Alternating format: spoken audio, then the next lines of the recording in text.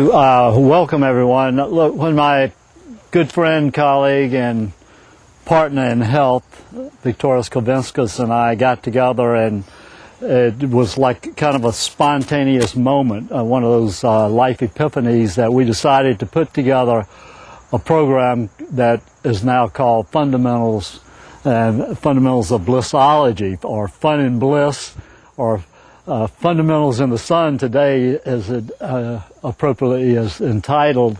And what we wanted to do, and our objective, was to take what would be difficult concepts of health related to everything from neural mechanics, cellular biology, exercise physiology, all those components, and simplify it into a one-day presentation and be able to share that information with you so that you would be able to have a full, complete, transformative picture of what it takes to be and to reach and to aspire to be in this place that we call perfect health.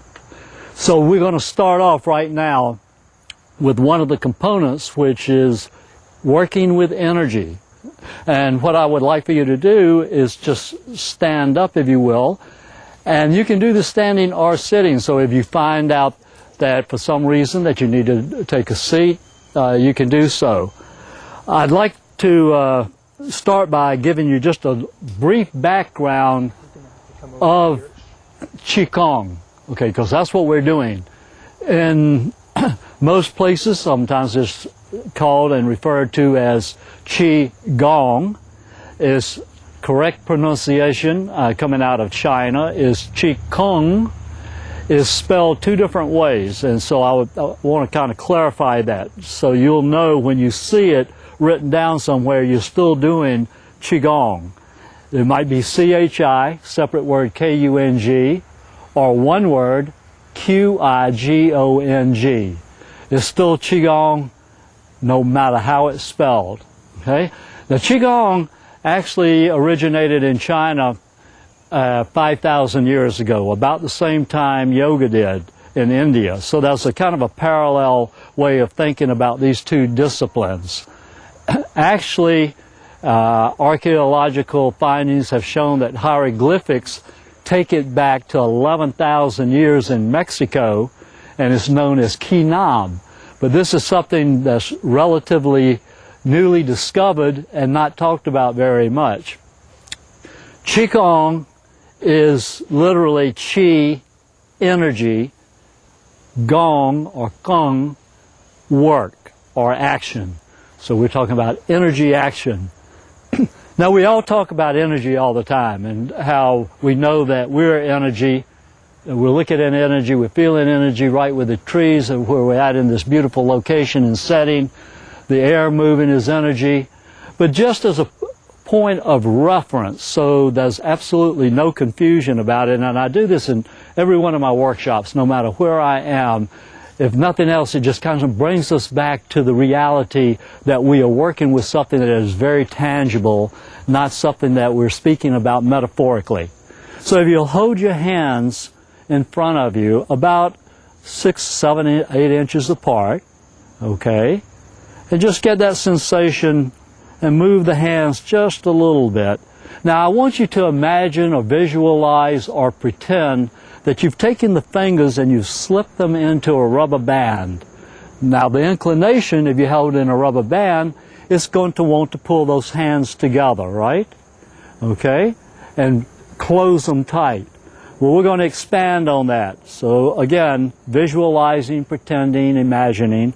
We're pulling against and we're resisting that rubber band closing. Now this time we're going to let the hands start coming together very slowly, and we're going to keep them at least a fifth width apart. And I want you to notice if there are any sensations, physical sensations that are going through your hand now, and expand. We're expanding, and then we start contracting.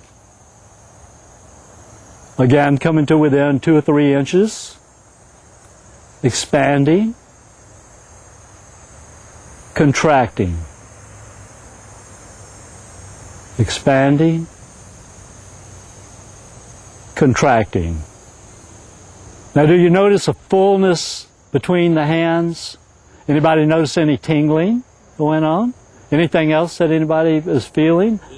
Heat. You feeling heat coming into the hands?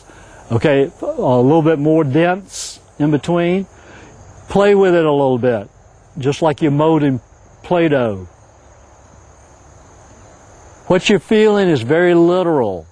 That is energy.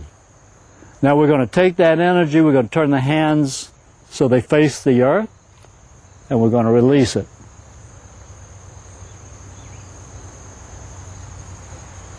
Feel the tingling sensation in the hands? That's the movement of blood, the flow of chi. So again, the whole purpose of going through this little exercise to get started is to let you know that we're actually working with energy that is very, very real. And we're going to take that energy and we're going to move it through the body.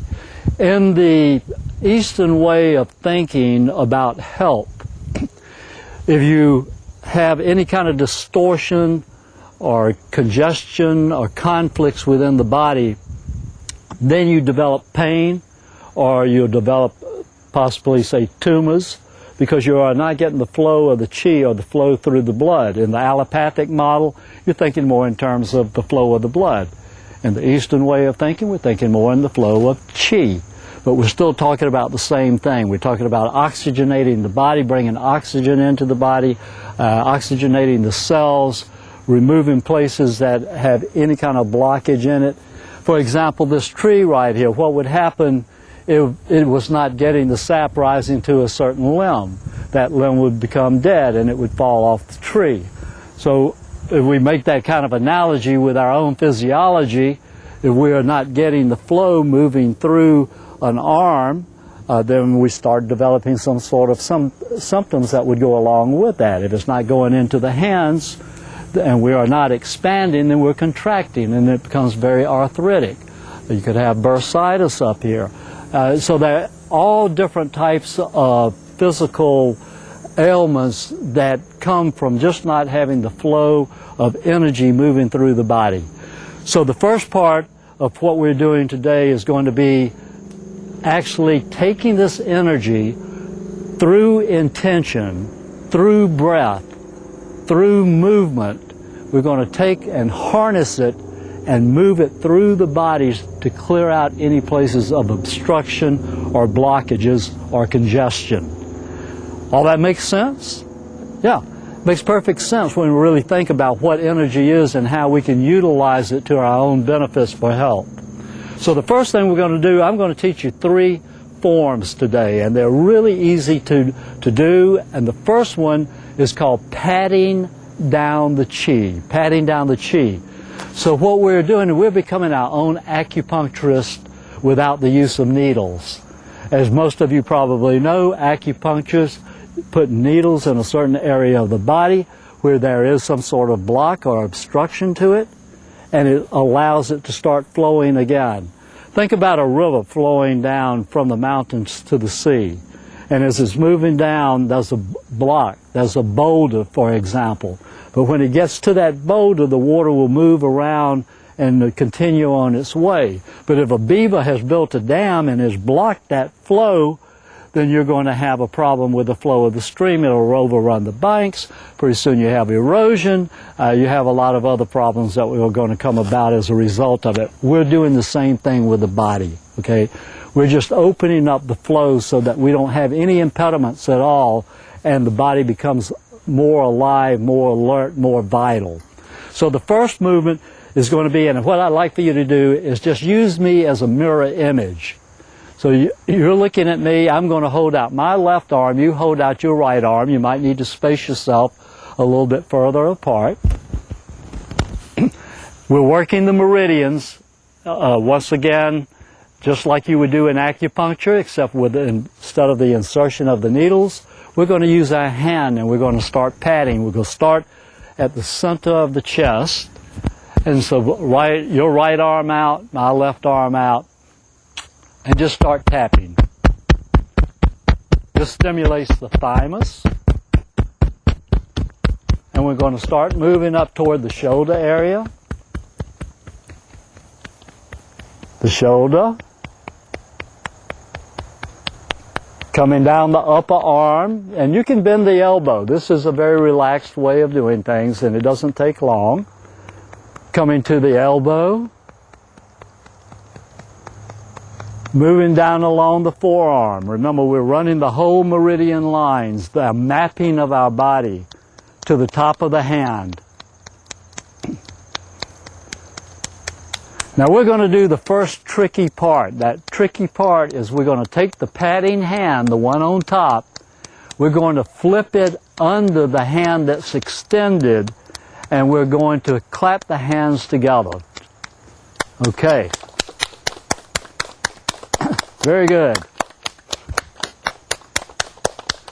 This is a good way of also breaking up energy, particularly if you're in a room. Outside, we can disperse it more rapidly, but it'll change the whole context of a stuffy room that you might be in just by doing this clapping. Now take the hand that's underneath and pat underneath the wrist. Coming along the arm again, moving toward the elbow. The upper arm, underneath the bicep, coming down along the outside of the rib cage. Now here's the second tricky part.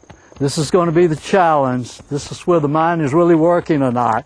We're going to take the arm that's extended, we're going to drop the hand that's patting, and we're going to pat with the hand that's extended outwards now. All right. Oh, what a group. Fast learners. Coming down the outside of the leg, outside of the knee, outside of the calf, outside of the ankle, the top of the toes. We want to make sure that we're covering every little area. We don't want to stop and miss something. Inside of the ankle, inside of the calf, inside of the knee, thigh, both hands, lower abdomen, tummy tum-tum, coming right on up to the chest, other arm extended. Everybody remember which hand you had up before? And then we're going up to the shoulder again. Now one thing I want you to notice, as you're patting down the body, if you reach a little point that feels prickly or has any kind of discomfort to it whatsoever, at that point, that's an indication that you might have what is called stuck chi, okay? So we're coming on down now toward the wrist area. That's an indication that you have stuck chi, and you would want to just make a mental note so you go back after you finish going through this patting down exercise, and you can spend a little bit more time on that area, and it'll help open it up. Now again, here we are where we're going to flip the hand up underneath. Give yourself a round of applause. Very good.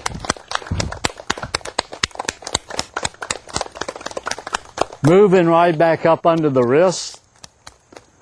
Coming up under the arm, the forearm to the elbow. Up under the bicep. Under the armpit. This is a good stimulation to the lymphatic system.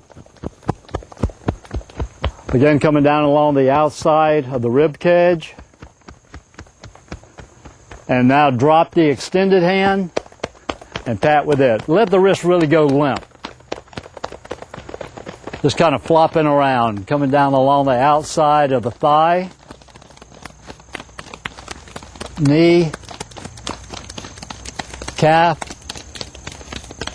ankle, top of the toes, inside of the ankle, inside of the calf,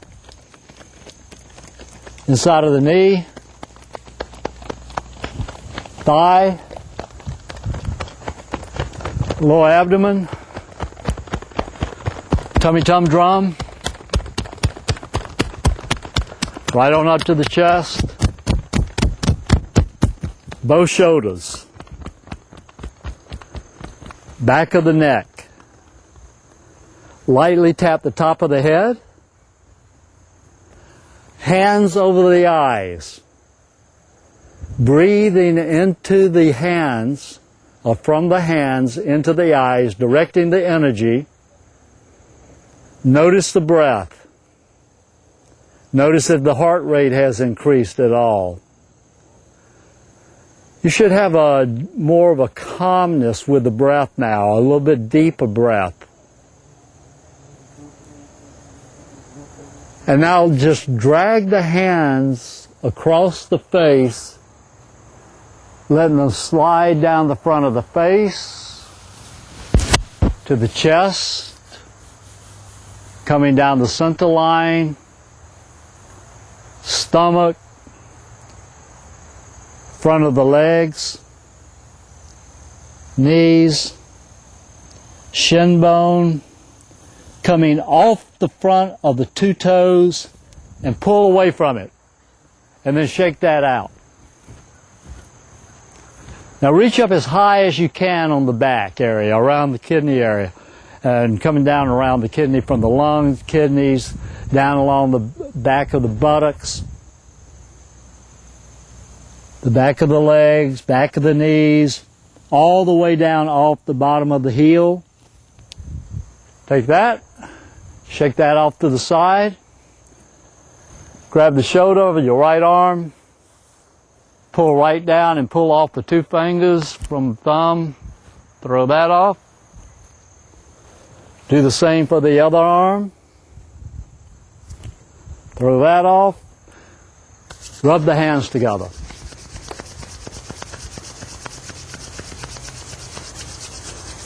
Take the fingertips and massage the forehead, above the eyes, and come down along the whole sinus cavity from the nose to the top of the mouth, below the mouth, to the chin, moving up along the jawline, rotating around the temples, moving to the front of the face, massage the face, rub the hands together. Go to the back of the neck. Use the fingertips and really get into the muscles, dig into the muscles and give them a good massage. A little self-massage. Getting in contact with the body, opening up all those little areas where we accumulate stress. As you know, the neck is one of the areas that we hold more stress, but we have this big thing called a head that's sitting on top of our neck, and we carry that around with us like a bowling ball all day long. So it's bound to create some stress in the neck area. So we want to really work those muscles in the neck. Rub the hands together again,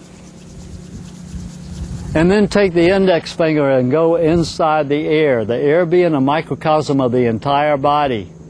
So we're like running it through the canals of the ear, a little stimulation.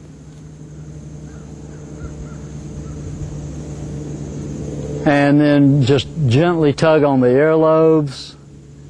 And what we've done is we stimulated all the organs in the body. Shake that out. Take a deep breath. How do you feel? Okay. All right. Very good. What I've noticed is that regardless of whether you do this inside or whether you do it outside, wherever you are, that once you go through this patting down the chi, that you feel stimulated. It's almost like there's a little bit of a veil that had been before my eyes until I did this. And then once that happens, you see things a lot more clearly. The world looks a lot brighter for you. And the world is a lot brighter because what you've done is you've got the chi moving through all these places that had some kind of potential blockage or obstruction or congestion in there. It's a great way to just start off the day by doing the patting down the chi. And some people, and usually the complaint is, well, I don't have enough time to do this, whatever it is. But the three forms that you're going to learn today, even though we're taking some time with them, because it's probably the best way to do it is to allow yourself, make the time to do this. But you can do the patting down if you had to even you could do it standing in the line at the airport or in the grocery store. Of course, you might get somebody's attention. They might want to know what you're doing, but you just tell them, hey, well, what I'm doing is I'm patting down the chi, and and you'll either be a celebrity or they'll call the police, one of the two. So the second one we're going to do, there's a second form, and this form is one of my favorites. Out of studying for the last 20 years with quite a few different Chinese masters in Qigong, I wanted to take it and condense it down into 3 forms so that it would be easy to understand, easy for anyone to do. Even if they had some sort of physical limitation, you could sit in a chair if need be, but it's a way of really working the entire body, opening it up to have the flow of the chi, the flow of the blood. And then this one is called the chi permeating form. It's a 9-movement form. We do 3 repetitions with 3 pathways. It works the front of the body, it goes into the internal part of the body, works all the organs, all the vital organs of the body, and then we come from the top of the head, the crown of the head, working down through the spine, working the entire nervous system. It starts moving the cerebral spinal fluid. It will help tremendously with anxiety, with panic disorder. It puts you in a state of balance. It helps get you grounded and rooted. Okay, so when we're talking about getting rooted and grounded, we might as well be talking about our friend the tree right here, because that tree is rooted in the ground and I can walk over to it and lean up against it and it's not going anywhere. And we kind of want to be in that same situation metaphorically. We want to be connected to the earth on which we live. We are part of this planet, and it's vital that we stay connected to this part of the planet so that we don't feel like we're floating off somewhere else and have this feeling of not belonging to the place that we live. So I'm going to teach you this one form now called the chi permeating form, and we're going to look at different ways that we're going to move the energy throughout the entire body. It's a complete form, and that's why this is one that I embrace so much, the way that I'm talking to you about it now. There are certain points of references that I want to help you with making the connection, and also there'll be points specific to your own body. The first one is a point in the middle of the palm. This point is known as, in Chinese, as the Lao Gong point.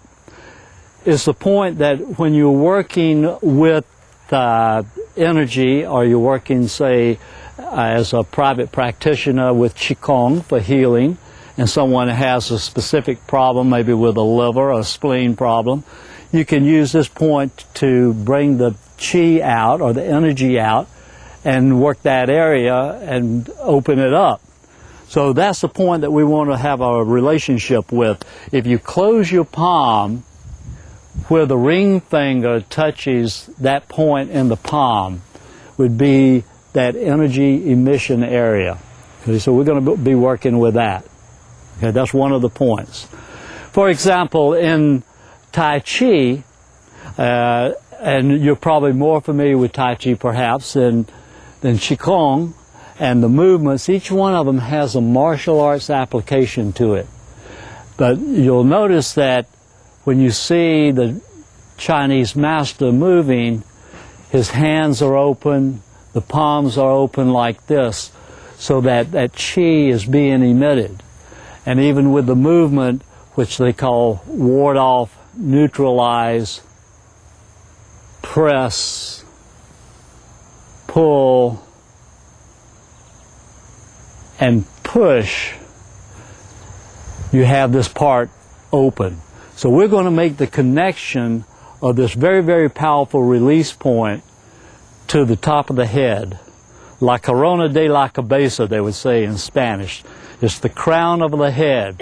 It's that pointy part of the head, if you want to look at it that way.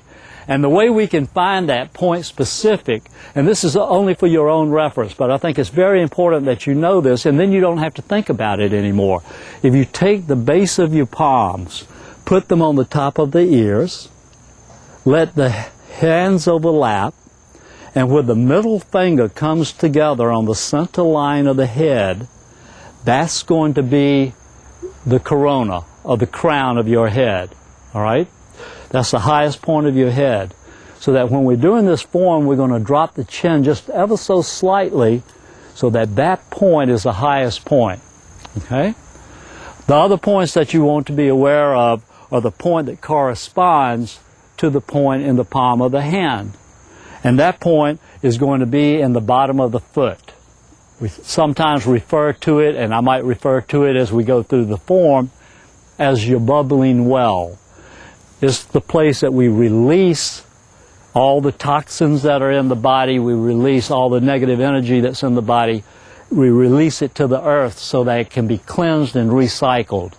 So, and when I'm talking in terms of energy and utilizing energy and gathering energy and moving it through the body and cleansing the body, I'm not speaking in terms of a teaching technique. I'm talking in literal terms. We are literally gathering the energy, harnessing the energy, and moving it through the body and moving it out of the body so that it can be transmuted back into pure, clean energy again. Okay? So the point would be right in the bottom of the foot, right in the center part of the foot. And if you happen to be barefoot right now or want to kick off your sandal, you can reach into the foot area and press that point, and it'll be very, very tender. Okay? It's a very tender spot. Okay? Everybody notice that? Okay, good. So that's your release point. That's our connection to the ground. We want to be like this tree. We want to have that same sense of being rooted, and this is going to help us achieve that. The other point is going to be the navel. Okay, we all know where our navel is, or most of you should know where your navel is anyway. So the navel is one point. Below the navel is the dantian. I don't know if you know that term or not, but the dantian is our center energy point in the body. Again, to be point specific, if you take your thumb, as silly as this may sound, put the thumb in the navel, lay the palm flat across the belly, and then just slide it to the side so that the middle finger is right below the navel. That will be the dantian. That's your energy center for your body. Okay? The other point is going to be the perineum, which is the point between the genitals and the anus on a straight line. It would drop the plumb line right through the top of the head. It would come right out through the perineum. Then the other 2 points are going to be in the buttocks. If you reach around the buttocks and press till you find 2 very tender spots, those 2 points are going to be the ones that you want to be able to relate to. Okay? And then there's one other point, and that point is opposite the navel. It's called the Minming point. It's in the back. So when we go through the third, we've got 3 pathways, remember. So when we go through these pathways, at certain points in time of the pathway, we're going to hit on all these points, and they're release points. So as I mentioned, we're going to do the front of the body first, then we're going to do the internal part, and then we're going to come down from the back. Now, anyone who is, say, sitting back out of hearing range, and they're just watching what they're doing, what we're doing here together today, what they're going to see and be witness of, they're going to see us do something like this. They can see that our knees are bent. Now, we're talking about somebody who's very alert, and they're watching what's going on. They're going to see that our feet are parallel, about hip width apart. Okay? And look down at your feet and make sure they aren't splayed like a duck. Okay? And it might feel a little bit awkward to you at first. It might feel like you're knock-kneed, and you might get that kind of sensation. But what's happening is this will help realign the body. I mentioned earlier that we're our own acupuncturist by doing the patting down the chi. Well, you become your own chiropractor by doing what we're doing right now. You're realigning the body that's out of misalignment just by going through this simple exercise. So the feet are parallel. Make sure that they're parallel. If they're too close together, you would tip over. If you're too far apart, you're too rigid. So you just want to get it so if you shift back your weight back and forth, you're just going to sway back and forth more like a pendulum on a grandfather clock. Get the feet together, nice comfortable width, Knees are bent. We don't want to crimp the flow of the chi. Hands are down by the side. And we're going to open up the hands and we're going to like gather like this. And we make, there's a bee that wants to be involved in all this chi. And then we're going to drop the hand down in front and move it right out into the earth. Okay? So someone who's sitting back here might see us doing that, and they'll see us do that 9 times. What they won't realize is what we're really doing through intention. Remember, I mentioned that earlier. We're working with intention, we're working with the mind, we're working with the breath, but it's nothing that you have to really focus on. Only thing you have to do is go through the movement. The breath will take its own course of action. We're always breathing anyway. We're inhaling and we're exhaling, so it's going to work just fine. So what they're going to... I'm going to pause you for just 1 second. Okay. I change the tape. Go away, B.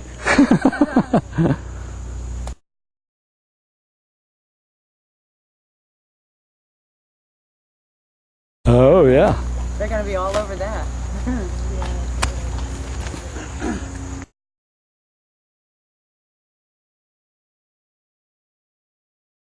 Like the drawn flowers. Oh, good. You know what that is? Yeah. That is one of those yellow jackets, isn't it? Yeah. Yeah. I'm ready when you are. On the ground. Okay. Everybody ready? Okay, feet parallel. As I mentioned, everybody's going to think that if they did not know what we were doing, that we're just doing the same thing over and over and over again. But they are not going to see the subtlety and the nuances of what we're doing. Now, when we come down and we release the hands, and we'll do this all together, so we'll stay in unison. There's more power working with the energy when we're doing it all together. Once we release the hands, I'm going to ask you to close your eyes, swallow, and then I'm just going to say the words, empty mind. Okay? And for about 10 seconds, we're going to go into a little meditative state. As best you can, just drop any thinking that you're having and let that be a time of 10-second meditation, for example. So we're going to open, we're going to gather, we're going to connect the points in the palm of the hand that I was talking about. Remember the Laogong points? We release energy. We're going to connect that to the crown of the head. So you know where the crown point is on the head. The chin's going to be slightly dropped. The way I visualize it is like a laser beam coming out of the 2 points of the palm, connecting in a V or an upside down pyramid to the point. That way we have our whole electrical connection made in the body. And as you know, that we are all electrical beings, so we're making that connection, and it's not like trying to plug in a lamp and having it flickering on and off. We've got a good solid connection made. And then we start generating a lot of chi in this chi ball. So the first movement, when we bring the hands down in front, I want you to visualize, imagine, or pretend that we have separated that chi so it's flowing down either side of the face, and then comes together at the throat center or the throat chakra. And then it separates again, and it moves right down either side of the chest, moving down through the nipple area, right on a straight line, coming back together at the navel, dropping down to the dantian, to the perineum, separating to the inside of the thighs, knees, calves, ankle, exiting out the bubbling well, the bottom of the feet, 9 feet into the earth, eyes closed, swallow, empty mind.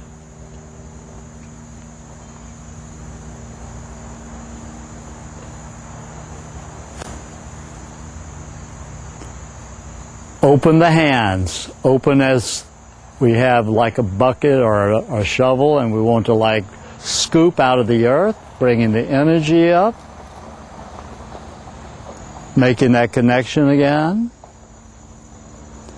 And the reason that we swallow after we go through this process each time is that we're tapping into the body's pharmacology. With the saliva, we're stimulating the enzymes that are within the body. The body knows, it's got that innate intelligence that knows what needs to go and be dispersed throughout the body. And that's what we're doing. We're actually distributing throughout the body, or the body is doing it. We aren't really doing anything, are we? This is part of that mind-body connection. And again, release the hands, letting them just float down gently, as if someone poured a pitcher of maple syrup over your head and it's flowing down either side of the head. Coming back together at the throat center, which is our throat chakra, and then just separating. It doesn't really stop. There's just a slight inflection, like the stream, river stream going around a rock, coming down the center line of the body, joining together at the navel, dantian, perineum, separating to the inside of the thighs, knees, calves, ankle, rounding the bottom of the feet, out the bottom of the feet, 9 feet into the ground, eyes closed, swallow, empty mind.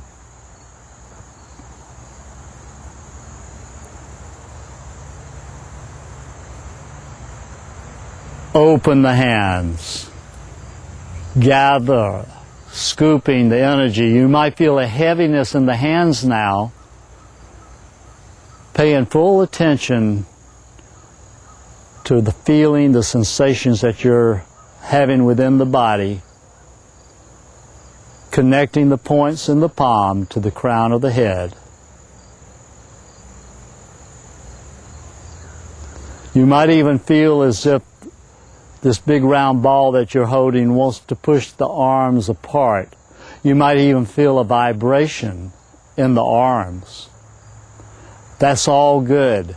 That means that the chi is really starting to circulate and is becoming more dense. Chi being energy.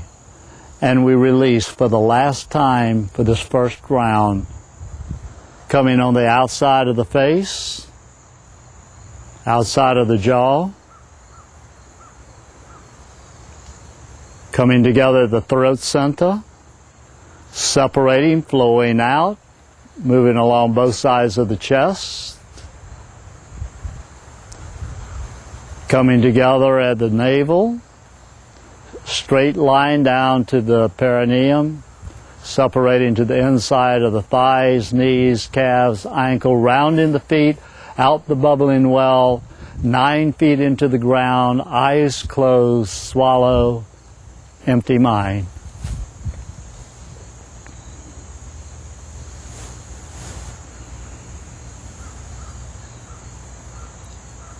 Second pathway, open, gather,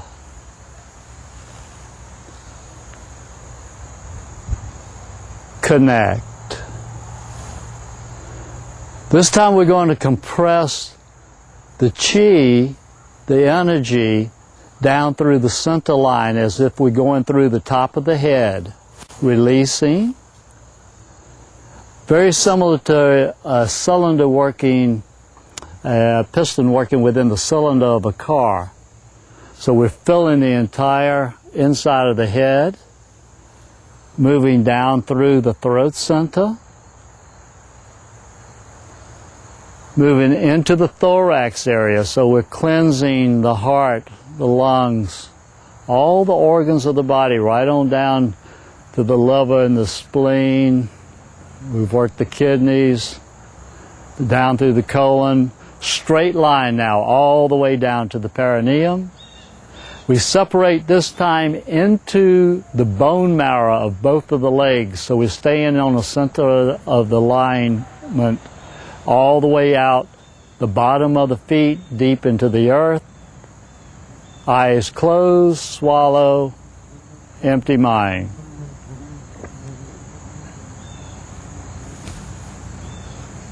Second time, open, gather, connect.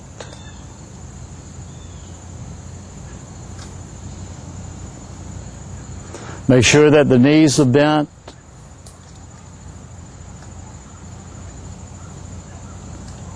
And release. Again, filling up the entire head full of the chi. Moving down through the throat, which releases negative emotions. Sometimes we're afraid to speak our words to people. This is a good way of clearing out that throat chakra. Moving down all the way through the organs of the body on the inside. Straight down to the perineum, separating to the interior of the bone of both legs. Then out the bottom of the feet, deep into the earth, eyes closed. Swallow, empty mind.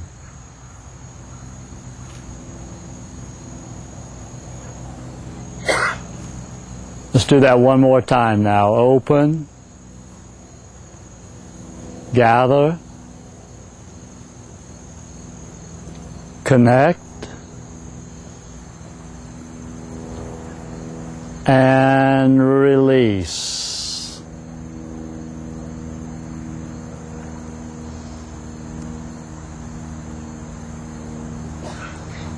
Let you be on your own now, following that pathway,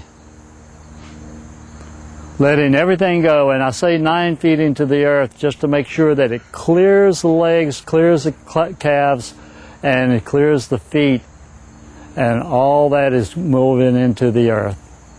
Now we're moving into the third pathway. Open, gather, connect,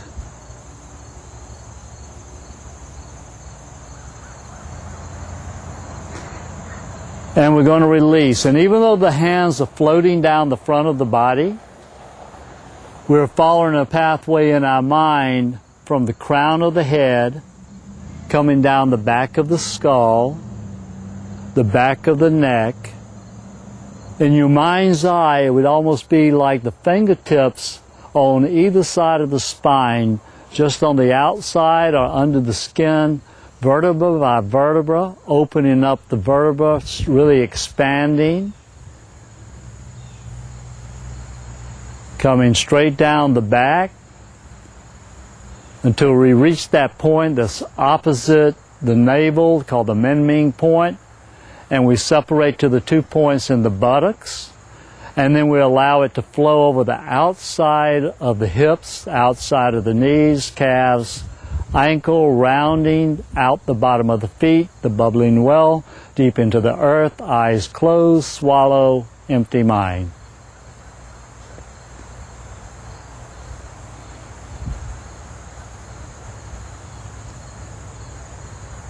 Second time, open, gather, connect,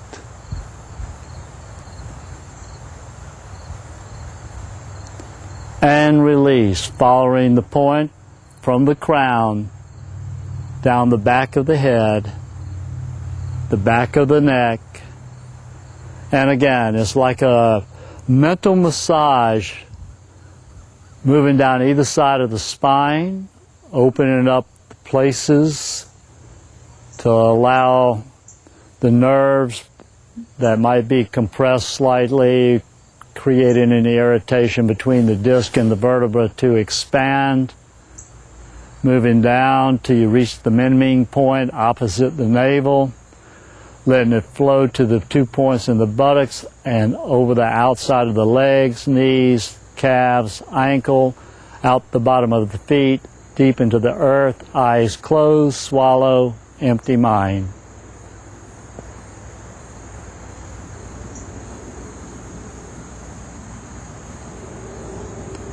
Last time, open, gather,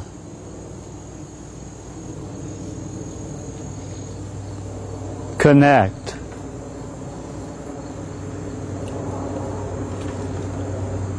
and release.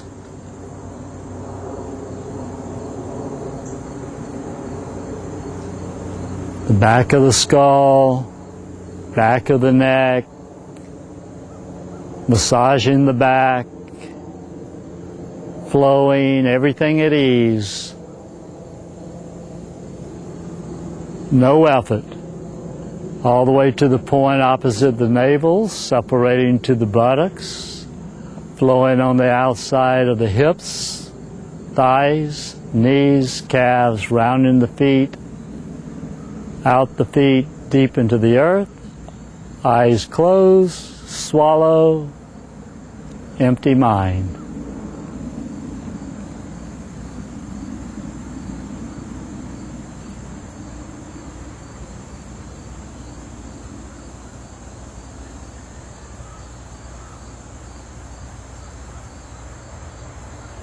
Open the eyes, move the hands, move the feet. How do you feel? Relaxed. Everybody feel relaxed? It's very quiet. That kind of quiet. So you notice the calmness that's come into the body by doing this. This is a very, very powerful process and a powerful form of taking the energy and moving it through the body and clearing out the places that are in any way in conflict with what's going on within the body. Okay, anybody have any questions about this particular one? Yes? When you say, can I have my eyes closed as doing the whole process? Can you have your eyes closed during the whole process? Absolutely. So sometimes it's much easier to go inside and really follow that pathway. It depends on the individual. What's your breathing as you're doing this? The breathing kind of takes its own rhythm. We don't have to think about it because we're breathing where the breathing is coming and is going, and if it doesn't, we've got a bigger problem than trying to clear out the pathways here. So you don't have to worry about the breathing at all. If we're in a state of apprehension or anxiety, we're more concerned about the breath because we're focusing on it and we're a little bit more contracted. But as you move through this and as you're paying attention and not thinking about anything else, you go into that state that we call the present moment. And when you're in that state, the breath just of its own volition takes its own natural rhythm. Yeah. Any other questions? Is skin brushing, is it supposed to sort of mirror some of the things that you were doing here, you know, when you do the skin brushing, is it rooted in some of the Qigong principles? Well, what you're having, again, you're stimulating the skin by doing that. You're making it come alive, come alert, and all. So in that respect, yeah, that would be like a similarity to it. But mainly what we're doing when we're patting down the chi here is we're trying to cover the entire meridian system of the body. So that we're doing, again, I use as the analogy of acupuncture, so that we haven't missed any area, we've opened up everything, and we got a good flow going. Okay? Is there any reason why someone couldn't do these exercises? Like if they had an illness or anything like that? The only thing that I can think that would be restrictive of it would be someone who has, say, had a stroke, or they have a physical limitation of some sort. Even if they're confined to a wheelchair, you can still do this because we're really using the mind. We're making that mind-body connection. There's a dialogue that's taking place between the mind and the body. And when we bring that conversation together and they are in sync, then you can do it with the mind's eye through the guided visualization and move it down, even if you aren't moving an arm or if one of the legs is paralyzed. That there's no contraindication to being able to do this work at all. You can't harm yourself doing this. I'm not a medical doctor. I'm a doctor of fun and bliss and stress reduction. So my training is in mind-body medicine and integrative health care.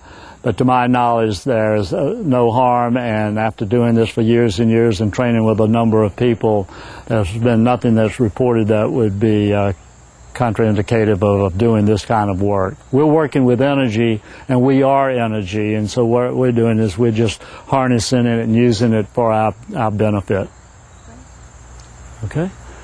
All right, we have one other form. One other form. We got 2 forms now, one more to go. This last one is called shaking down the chi. Okay, we did the patting down the chi. We did the chi permeating. We're doing one more form, and it's shaking down the chi, and it's very easy. And what we're going to do is we're going to get again into that posture with the legs and the feet parallel. Okay, we want to get the body to align itself. It'll work its way back into alignment. So we'll start having any kind of conflict going into the spinal area. This is a way of realigning the body. So we're going to get that again with the knees slightly bent, erect, coming up through the back of the spinal area. The chin just drops slightly. We're going to take the hands in front, and we're just simply going to bounce. All right? This is one way of actually getting down into the bone marrow. We can move into the bone marrow of the body. It's called bone marrow cleansing.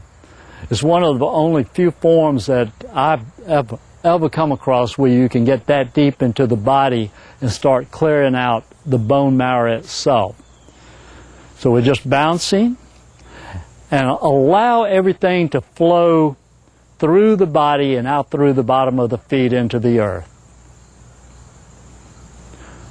It's very important, again, to be aware and to be in the present moment, not letting the mind drift, thinking about what might be coming up for lunch or what's happening later on in the day or what you're going to be doing tomorrow, but to really be right here now, fully present, fully aware, and watch what's happening in the body. This is where you do an internal visualization.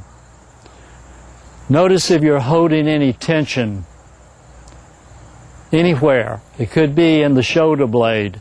And when you're feeling that tension, direct the breath with the mind's eye, breathing into that place on the inhale, and then on the exhale, releasing and letting it move all the way through the body, out through the leg, out through the bottom of the foot, deep into the earth. If you still feel any tension in that area, go back to that spot again, breathe into it, and continue that until it dissipates. What you'll notice is the mind will always go to the place in the body that is holding any kind of discomfort. So you'll go to that next place, inhale into it, exhale out of it, and release it into the earth. Now, as we're continuing to bounce like this, if you're comfortable with closing your eyes, I'd like for you to close your eyes and place your focus, your attention on the top of the head. And just give yourself permission to let any kind of tension that you're holding in the scalp to release. Even right on into the hair follicles. Releasing any kind of tension. Letting it just flow through the body and out through the bottom of the feet. And I want you to visualize that you're standing beneath a waterfall. And this waterfall is flowing on the outside of the body as well as through the body deep into the earth. And this is a waterfall of pure energy. And just feel it, see it, sense it. And now bring your attention back to the forehead, to the jaw, and any tension that you might be feeling in that area, just let it go, let it release. The ears, the back of the head,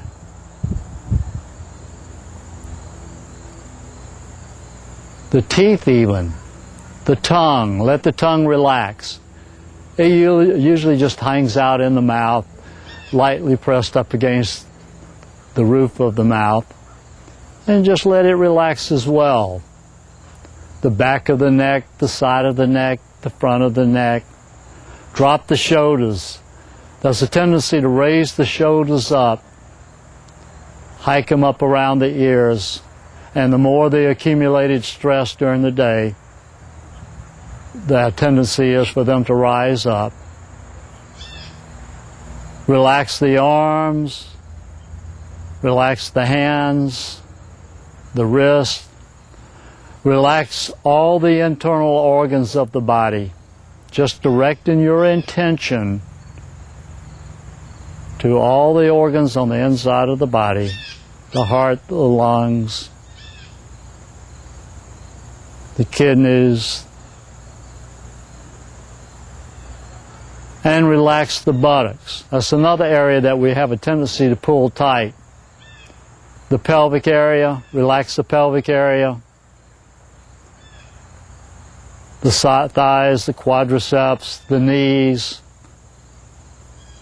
the shin bone, the feet. And now continue to bounce and let both of the arms just hang down by the side.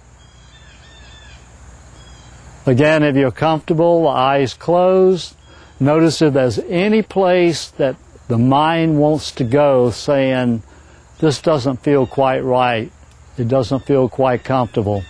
And if there's any place that shows up, just breathe into it and breathe out of it, letting it move through the body, out through the bottom of the feet, deep into the earth.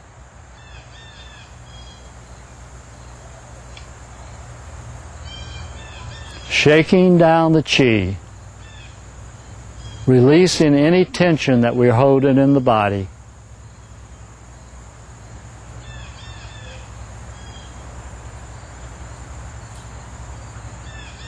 Most of our pain, including emotional pain, originates in stress and accumulates within the body.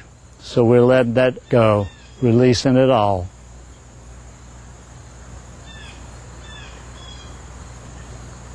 Coming to a place of ease rather than dis-ease.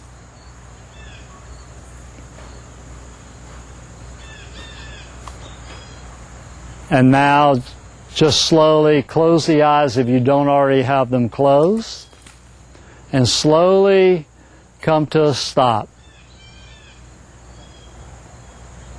And just notice any sensations that you're having in the body, tingling, swaying, a feeling of swaying back and forth. That's okay, you're not going to fall over. This is a natural feeling. It's one of being more pliable, being more in tune to your environment, being part of the nature that we are part of, like leaves blowing in the wind.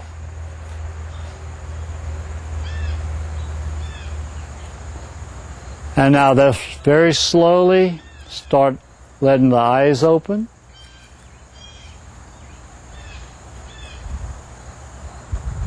Move the hands. Move the feet.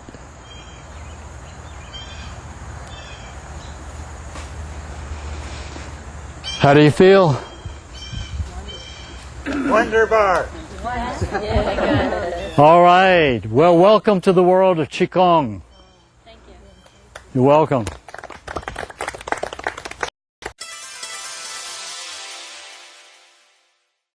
Hi there, welcome back to Fundamentals in the Sun. I'm Deborah Secunda, and now I'm going to incorporate some of what Dr. Edwin Riley has been talking about, the life force that we're working with, how to incorporate that into your meals. Now, we all already know that we're not supposed to be cooking our food over about 120 degrees because it destroys enzymes and nutrients. But when you learn how to sprout your foods and soak and sprout your nuts, you are having even more of the life force energy in your raw living foods, because then they become living foods. So I'm going to do a bit of a little mini lesson on how to sprout your own superfoods. Now, the reason we like to sprout is because it makes the proteins turn into readily available amino acids, the carbohydrates break down into simple sugars, and the fats become essential fatty acids. Actually, when you're soaking your nuts and they're starting to sprout, they have less carbohydrates in them because the seeds are using that carbohydrate energy in order to grow. The other reason we like to soak and sprout is because it releases the enzyme inhibitors that are in the seeds. Now, as you know, we're out here in beautiful nature, and we see this lovely little acorn tree over here, elm tree, and the little seeds from this will lay there in a dormant state until nature provides the right nutrients and environment for it to start growing. And then the life force is also released. So when you soak them in water, it gets this process going. You know, like it'll lay on the ground and until it has a nice warm temperature after winter and there's the right amount of rain, everything starts growing and sprouting. And all of that life force is now in the sprouted seeds. Interestingly enough, when you sprout, for example, I have here some broccoli sprouts. When you sprout your broccoli, the sprouts have more nutrients than the mature broccoli that we're used to buying in the grocery store. All of that life force is in the sprouts, and more of the nutrients, way more vitamin C and vitamins and nutrients are in the sprouts. So quite often you want to be adding this to your smoothies, your blended meals, your salads. And thankfully, these are readily available in just about every market. So that's the good news. Now, here's a little lesson on how to do this for yourself right at home all winter long. Now, this is, well, my DVD is called Green Recipes for Health and Weight Loss, because I have to tell you, this is the lowest carbon footprint way to live ever. Because, you know how we're talking about, instead of going to the supermarket and buying vegetables and fruits that have been shipped in from miles away, we're always talking about going to the local farmers. Well, you can get these seeds and just do this all winter long for yourself in the kitchen. Now, this is a sprout bag. Some of you may be familiar with this. You can buy them online or, you know, just Google in your local area. What I have here, these are some quinoa seeds. Now, one of the recipes that you're going to be enjoying for lunch is a sprouted quinoa pilaf. And it's really easy to make. It's better than boiling your grains. Again, when they're sprouting, you have the life force there and the nutrients are there. So in order to start this process, you're going to soak these. Now, each seed and grain and nut has a different soaking time. So there are sprouting charts also that are available. I have some at my website. And for quinoa, this is a very tiny grain. So these only need to soak for 3 hours. So you would find a bowl, plop them in there. There's a scanty amount here because the rest of them are in the salad that you're going to be having in a few minutes. Anyway, so you would soak this for 3 hours. Then you rinse it very well because you're releasing the enzyme inhibitors. You want to rinse that off in filtered or purified water. I have an RO filter, which is great. And then you hang this up and you let it dry. When it feels a little bit dry, you give it another little bath of water so it can have some more water just to get the process going. And then you hang it up again and let it dry. This process only takes about 24 hours, and then you'll see in the salad all these nice little grains have little roots, little feelers coming out. So that's how you know it's truly a living food. So anyway, for the sprouted quinoa pilaf, we would put the grains, and I'm not going to actually make it here, but you put the grains when they're dry. You want to make sure they're dry so that they can absorb the olive oil and the lemon juice. So for about 2 cups of the quinoa, you'd need a half to a whole lemon, depending upon how juicy it is. a few tablespoons of olive oil. I always say just a couple times around, you know, until it looks about right. Then you would add a chopped tomato, some onion or scallions, green onions. Now this little cucumber is from my garden over there. We're getting towards the end of the season, so it's almost starting to look like a gourd, this fat little guy I just picked. But anyway, so you'll put some cucumber in there, and you'll season it up with a little bit of Celtic sea salt, not regular table salt. We all know that this has more minerals, and maybe a little bit of cayenne pepper to taste. So you just, oh, and of course, some parsley, fresh picked parsley from my little herb garden. We should all have little herb gardens growing everywhere. You can just do that on a sunny terrace or, you know, just on a sunny windowsill, again in the kitchen. And some parsley goes in there. And it's that simple, and you'll be tasting it in just a few minutes. Are there any questions about the sprouting process? Yes? When you say that, you know, you hang it to dry. Yes. This is not in the refrigerator. This is just... Oh, excellent point. I forgot to mention. When you're sprouting, you don't want to be sprouting in direct sunlight. You want to find a spot in your kitchen that's out of direct sunlight, and just normal room temperature is fine. I find that in the winter time, my sprouts take a little bit longer to sprout because the air is very dry, the dry heat in a New York City apartment. But if you're out here in nature, sunny Southampton, and I have the breezes blowing through the window, the air is a little bit more humid, and I think the seeds inherently know that this is the growing season. So instead of taking 3 to 5 days, it'll take 2 to 3 days, and then I have my sprouts.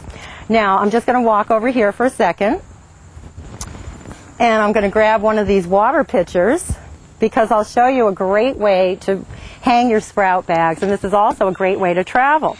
You just take a little Kool-Aid pitcher that you can find just about anywhere, and there's water in here now, so I won't actually dunk it in because we're drinking this. But you would put the sprout bag, insert it in the water, insert it in the pitcher, and then just wrap this around a few times, tie it, so it will be dangling here and draining right into the pitcher. If you're traveling, you can pop the top on and take it with you. We always want to drain the excess water out of the sprouts while they're sprouting because they need to be aerated. They need some oxygen in order to get that process going. So it's a combination of being moistened and exposure to the air. Again, when they're feeling dry, then you give them another little dunk in a water bath. So, good question, and that's how you, I sometimes hang them from my kitchen cabinets because I have handles, and I just like watching them sit there and grow, and I talk to them. I go, hi guys, how you doing? Oh yeah, ready for some water. So I like having them out and just, you know, decorating my kitchen. Now, storing the sprouts, when you're doing your lentil sprouts, mung bean sprouts, garbanzo bean sprouts, you want to wait until they're dry. And again, these instructions are in the sprouting guide. Some of them have longer tails, shorter tails. When they're dry, you want to put them in a nice sealed container and pop them in the refrigerator. I've actually had lentil sprouts in the back that were hidden, and 3 weeks later they were still viable, delicious, and ready for consumption. You want to make sure there's no odor in your sprouts. You want to make sure there's no discoloration. You give them a nice little sniff, and usually they smell nice and fresh and earthy, and they're good to go. I add them in smoothies, salads, in some of my recipes for lasagna a la saucisse. They're in the sausage layer. Now, of course, it's not sausages. It's squished up walnuts, soaked walnuts, and portobello mushrooms. And I throw the lentil sprouts in there because that's added great life force and nutrition. So there's all kinds of ways to incorporate the sprouts with their nutrition into your meals. So, any other questions about sprouting? And these are really superfoods, the best superfoods ever. So I guess what we can do then is close for a little bit while we go and have lunch, and then we'll be back with Dr. Edwin Riley and Victoris Kulvinskis for more fundamentals in the sun. Thank you. Let's eat. Hi there, I'm Deborah Secunda. Welcome back to Fundamentals in the Sun with Victoras Klavinskas and Dr. Edwin Riley. And we've had a wonderful day so far with Dr. Edwin Riley, and now it's time for Victoras Klavinskas, who is the father of this entire raw living foods movement. We would not be here today if not for the research that Victoras did back in the 60s with Dr. Ann Wigmore. So we're so fortunate to have Victoras Klavinskas with us today. Welcome, Victoras. He's sitting here. Thank you. He's sitting here, ready to go in his yoga position, and so take it away, Victoras. You need to turn your Many years ago, before, when I was much older than I am right now, I had advanced arthritis. And I did not know about the alphabet soup, especially for Stress RX, considering that I had already by 17 bleeding ulcers, high emotional stress, adapting myself to this uncivilized world.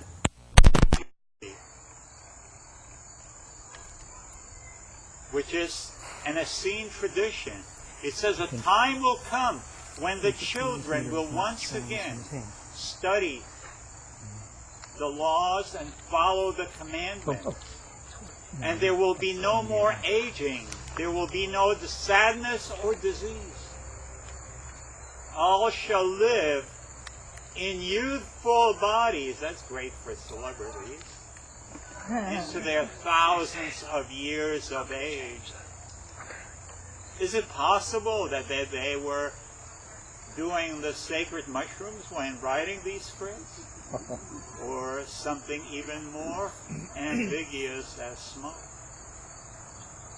When I was, oh my God, the benefits of being a superstar. I'm not telling you what they're doing behind my back.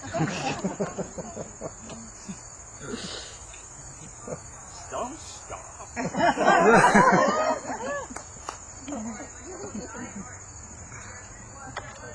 Many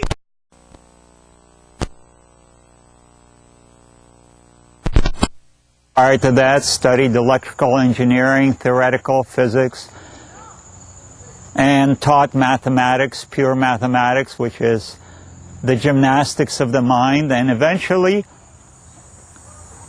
at the age of 29, I decided that the flower children were having much more fun than I was. And I joined them. I dropped out. The next thing I knew, I discovered grass. They were doing one kind of grass. I discovered another kind of grass. But all was good. They were doing the alkaloids. I was doing alkalinity, and we both got high. Our culture lacks fermentation. Cultured foods is the way of the future. It's the way of the now. It's the way of longevity. The living foods are the foods that you find by every microorganism that surrounds us here. And the planet is immersed in a biomass that about 80% of the biomass of planet Earth is invisible. And either you end up creating an alliance, a cultural relationship with them, or you'll be mulched by whatever the 2012, 2015. These are critical times for decision making. I am all for celebrating and doing the fun things, but let's get serious. There's something in the background. You either join or be disjointed. Exclude it. Because there's strong energies coming to planet Earth as our solar system is moving into the wonders of the central core of the Milky Way galaxy as our sunspot cycles are spinning with ever escalating pace, creating hurricanes that are spitting out high electro voltage energy fields that are messing with our ionic sphere. By 2012, according to 11th Hour DVD, it's going to be a time of really intense energy where we might be losing our microwave connection on cyberspace, and our cellular phones and our money energy transfers will be all shut down. All we're going to be left is with the ESP. What a wonderful place to be. One mind is where we're moving into. No more competition, cooperation, because just like this body is inhabited by 20 times in a healthy individual of friendly bacteria, probiotics, than cells in your body, likewise, we will become on planet Earth the remaining human as one body with all life forms acting in synchronicity and symphony of life. It's a time of change. Either you're going to go green, and green in survival, I document all kind of medical studies that have been done. It shows that even under the duress of lethal dosage of radiation, the experimental animals survived without any damage as long as they had green foods in their diet. But not only does it protect you against this crazy radioactive soup that in Costa Rica, my home base, my son plugged in a tiny little $20 antenna to the laptop, and all of a sudden 20 high-definition broadcast stations you could watch on that little laptop. The soup is everywhere and it's stressing. The only thing that will hold adhesiveness and your genetic material in place is realkalize, remineralize, re-enzymize, reoxygenate. And that's what greens will do for you, because we have diminished our, according to Al Gore, at one time we had well over 40% oxygen environment that built powerful individuals, just like this tree over here. Oxygen is everything. Every little cellular activity, every metabolic reaction, every brain transaction is oxygen driven. Well, from 40% now it's down to not the textbook variety of 21%, which is halving it. It's closer between 10 and 15. And what is interesting, University of Florida, the Department of Agriculture did a study with over 120,000 children. Over 60% of them were attending school with anemia, incapable of absorbing adequate volumes of oxygen, sending it to the brain cells. And we're asking, what has happened to our children, not only on the brain level, the dumbing of United States children, but also on a physical level? Yet, with green foods, within a matter of 2 months, you are way above the anemic and post-anemic, way above the average levels of red blood cells and hemoglobin. That means you're going to radically increase your oxygen transport, bioavailability of oxygen, not only to your brain, but also to all your muscle tissues. And here comes in what's going on in the Olympic field. Dan O'Brien, in 1996, who was already a senior athlete in his 30s, had ambitions to compete in the Olympics. Not too much energy, because he didn't know too much about nutrition or diet. He thought any diet was good as long as he had good technique and worked hard, but he couldn't work hard more than a couple hours a day. Someone got him into consuming superfoods, blue-green algae, enzymes, probiotics. And within a matter of a month, he's now working out 6 to 8 hours a day, competes against in decathlon, which is the hardest, demanding athletic performance. And the result was, with men younger by 10 years over him, he broke all world records and came home with a gold in 1996 in Atlanta. Well, that's the standard mode of operation in the wilderness. Don't we have our steers breaking the 2-minute mile on a moment's notice? Don't you think a raw foodist someday will be doing that? If and other mammalian animals can do it on what? Green food, the most powerful food. The grasses were so good that even in the Bible, they talk about greens are for healing of all nations, and that's what we've been pioneering like forever. King Nebuchadnezzar was nuts and sick physically. He went out and ate grasses like the oxen. Grasses that you see all around here. That is medicine. It's freebies. And he became well, and he ruled with great wisdom like forever. The Essenes, which are part of the scroll writings that you find that are referred to as the Dead Sea Scrolls, its origin is in the Essene, just like the Book of Jubilee that I quoted.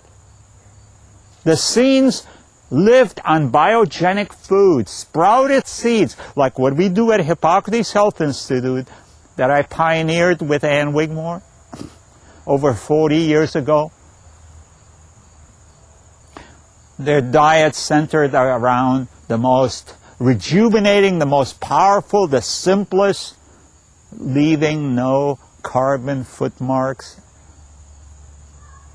And grasses were already 2,000 years. It wasn't Ann Wigmore that created the wheatgrass. Ann created it, the 21st century version of delivery system, and it is phenomenal contribution to have herself devoted so much of her energy and belief system to something that everyone thought she was a little crazy. Now, she was even nominated at one time for a Nobel Prize. However, the Essenes were noted for wisdom, for their, even to the point where Professor Edmund Sukeli, who wrote all the manuscripts that he found in the Vatican libraries, translated it from Aramaic, which is the common street language of the Jewish sect, into our Essene tradition. The Essenes were noted for longevity. They lived over 400% longer than the average rest of the Mediterranean community, the northern Africa, the southern European continent. Because, as Jesus said, within the Essene tradition that he established based on his learnings among all the great scholars of the Indian, the whole Asiatic studies that he spent the missing 20 years plus, he brought it back. And from life comes life. From death comes death. Vibrational matching. When you are consuming the high stress, enzymeless nutrition, you are sacrificing continuously your inheritance that came out of your placenta, your mother's womb. First breast milk, if you are lucky to receive it. It's alkaline, low protein, and yet it builds the most powerful, the most rapid time of growth and development at 1% less protein. We don't need the high overindulgence in protein. Matter of fact, in January 1973, National Geographic devoted the whole issue to longevity. And the nutritional components were phenomenal. The individuals were living healthily into their 100, 120, mating even, and romancing and dancing and frolicking, enjoying simple life of the mountains of Himalayan, the Hunzas, the Equatorian Vilcabamba, the Georgians, on less than 35 grams of protein per day. Well, if you have your gastrointestinal bacteria in place on a vegan diet, guess what? According to Oolong Huxley, I quote that in Survival in a 21st Century.com, and they offer 20% discount right now. 35 grams of amino acid peptides, polypeptides, are created on a daily basis by the microorganisms within your GI tract, fixating nitrogen from the air, which is the signature molecule, locking up the moisture, and creating your amino acid profile more than adequate to live a healthy, happy life. That's why there are such individuals who are called breatharians, and their number is growing, especially as the morning sun and evening setting sun gazing proliferates around the planet due to the Vedic influences, where it's leading to people healing of all kind of diseases and actually losing for all appetite. Because what is all this eating going on? And why are people talking about comfort food? Oh yeah, the comfort of chocolates, raw chocolates, and all kind of other wonderful entertainment. Maybe food could be considered entertainment. And the breatharians might be having endomorphin entertainment and all the blissful drugs when you learn to play the inner harp of your chakra system, releasing all the goodies and being, in the words of the biblical sense, we are all made in the Creator image. And the Creator is all-knowing, all-present, all-powerful, almighty, all in one and all. Can we tap into those resources? Well, try deeper and deeper levels of withdrawing from the Webster's World Dictionary and going into nothingness, and you will see all these powers are so true and self-realizing. We are beautifully made, but we have disconnected from that part. When I was with Ann Wigmore, we didn't know too much, but we had great expectations of ourselves, and we did what is common among the great ones: fake it till you make it. We played like we knew a lot, and we knew a lot over the other individuals. And like you here in the audience, you know so much you can coach and guide just anybody into a state of wellness, as you'll discover. And not only wellness, but holistic wellness.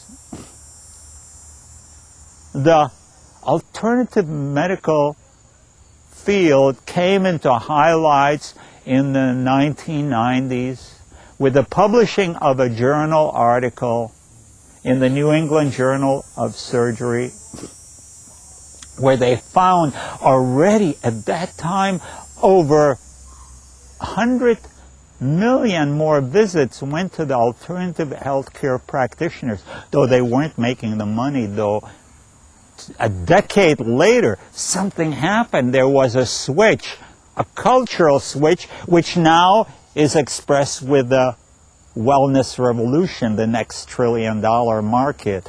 You know, the new .coms, the new apple, the new breakthrough, as John Nesbitt in the book Megatrends, 10 New Directions. In the field of biology, the number one breakthrough, which will exceed all impact of physics and chemistry of the previous 100 years, will be in the field of enzymology. Even in a book like Enzymes, the Fountain of Life, written by 3 MDs, Mielke, Lopez, and Williams. 2 of them are heads of medical schools. They stated that the future in pharmacology and therapeutic pharmacology lies in enzymology.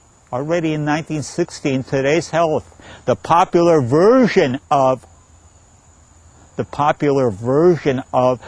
Journal of American Medical Association, it states that probably all degenerative diseases are caused by missing or defective enzymes. Now, what is this enzyme stuff? Well, enzymes are proteins, but not all proteins are equal, and not all proteins are enzymes. Enzymes are proteins with intelligence to do work, whereas most proteins are structural proteins. These enzymes are able to do chopping block. Reactions in your body are so extensive that you think multitasking by doing 3 things at the same time, you're super cool. How about trying for 10? 1 with 0 behind it. That's really doing a lot of things over there at the same time. Some people are trying that and going a little crazy.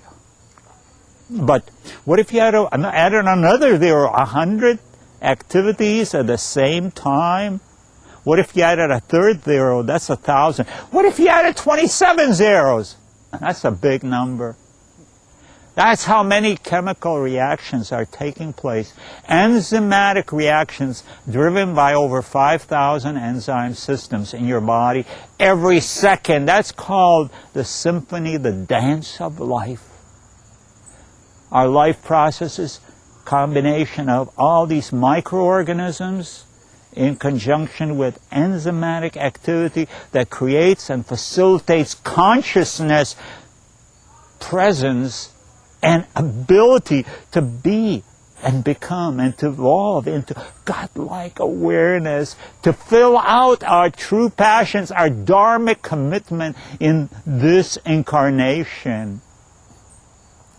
Many people will say, oh, I've done hundreds of incarnations.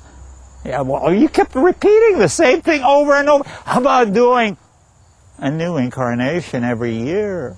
That becomes much more interesting and exciting in your own body. And your body is potentially physically immortal. It's harder to explain why the body dies than why it wouldn't be living indefinitely, according to Linus Pauling and many other Nobel recipients.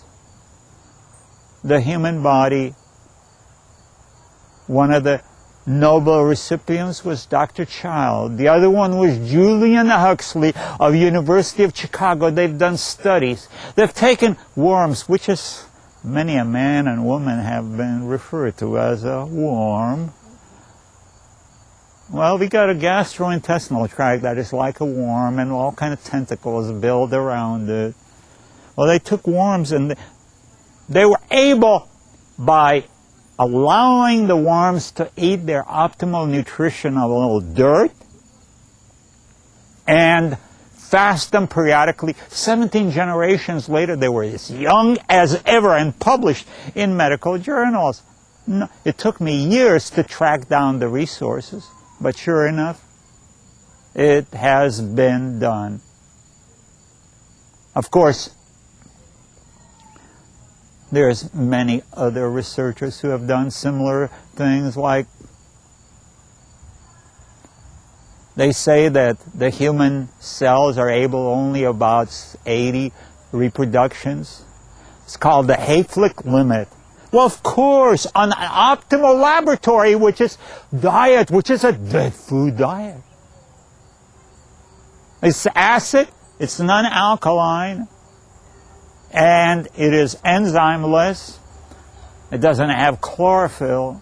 It's not nutrition. You meet the RDA.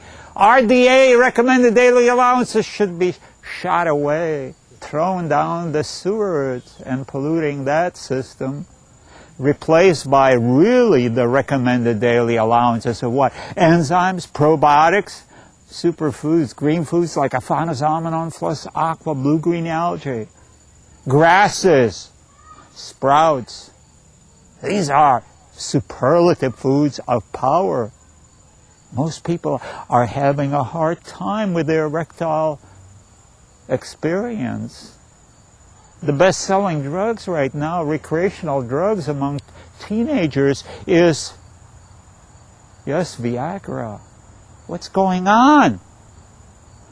I thought that was a crazy hormone time. It's just not there, the symphony. On dead food, you just don't make it.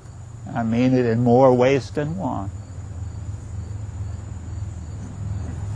Yet, when you take, in survival I quote, when you take sprouted grains and you feed it to your people, all of a sudden your root chakra starts building power.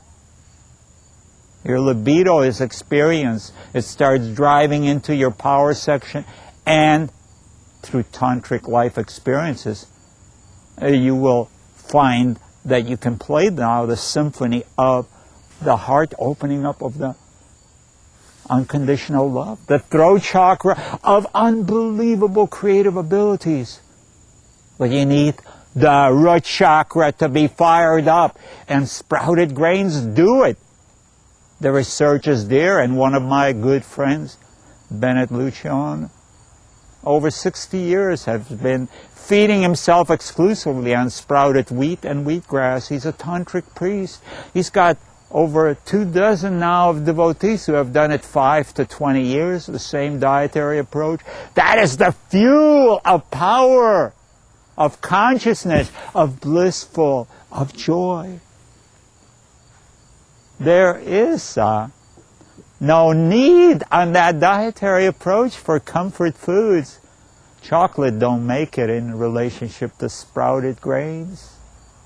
It compares like, poor. I'll take a tantric relationship any time over a chocolate mousse.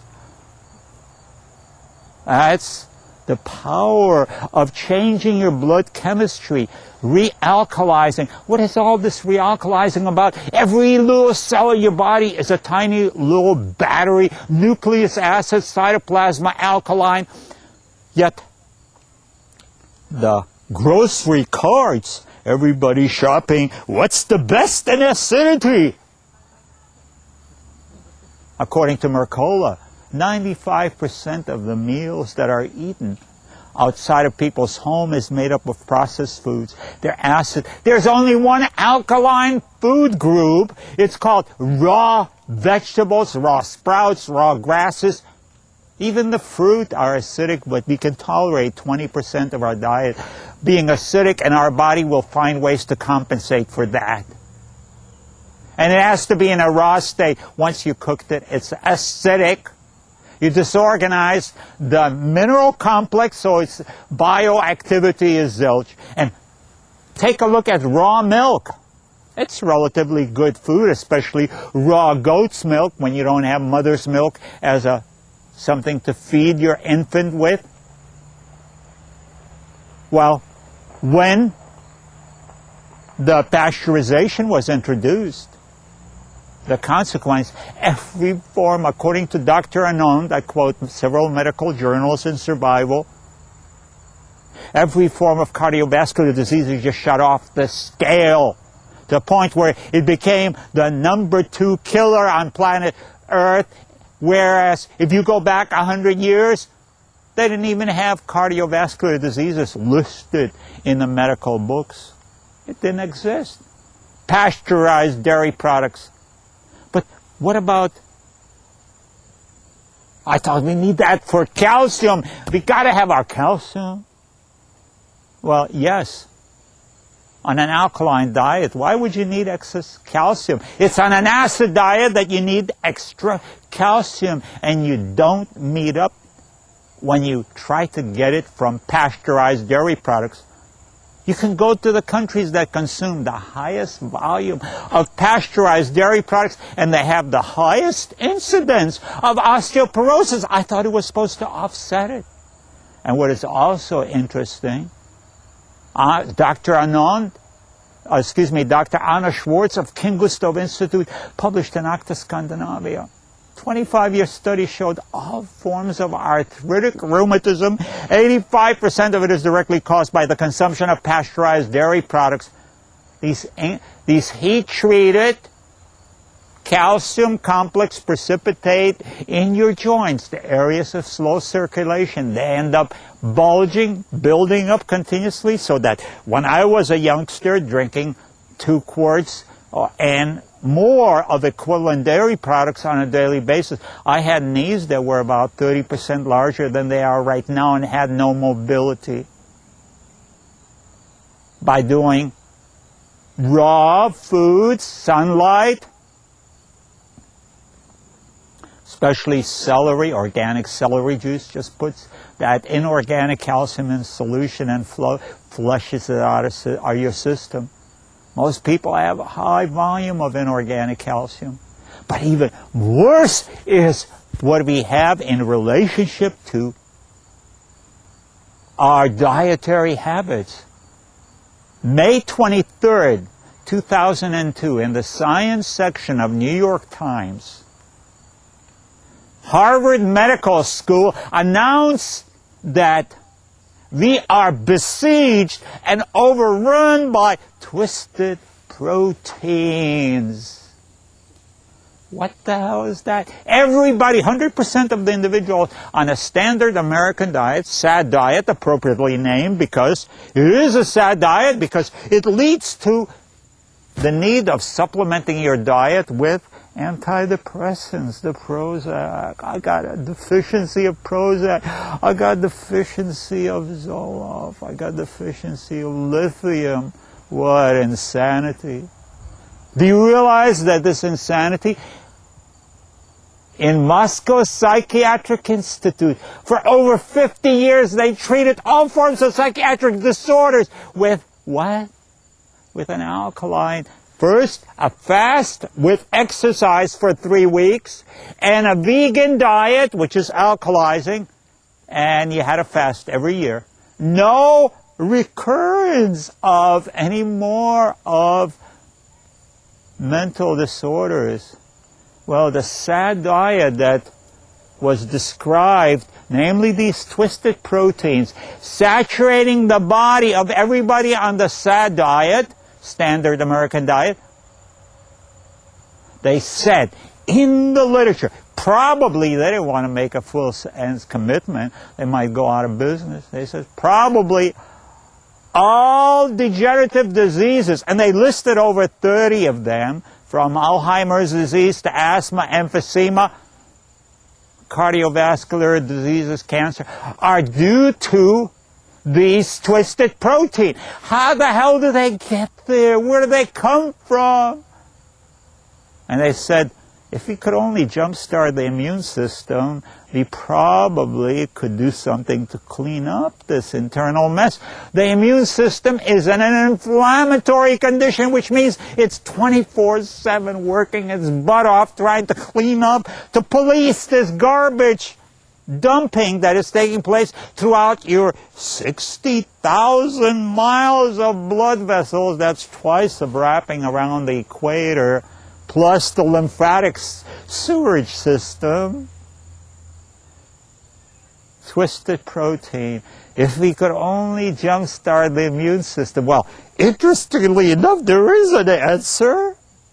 Dr. Leskovar, an enzymologist, published his results in medical journals showing that by orally administered enzymes, plant-based enzymes in capsules, within 20 minutes the immune system functioned. The natural killer cells went up by 1,100%. macrophages by 700%, and the white blood cell levels started diminishing to a more normal level instead of pre-leukemia level. Yes, we can jumpstart our system, but it's not yet public knowledge. Though every few months you'll see in mass media a headline will run, "The cure for Alzheimer's disease is enzymes. The cure for insomnia, the missing link is enzymes. The ultimate revelation is the cardiovascular, it's enzymes."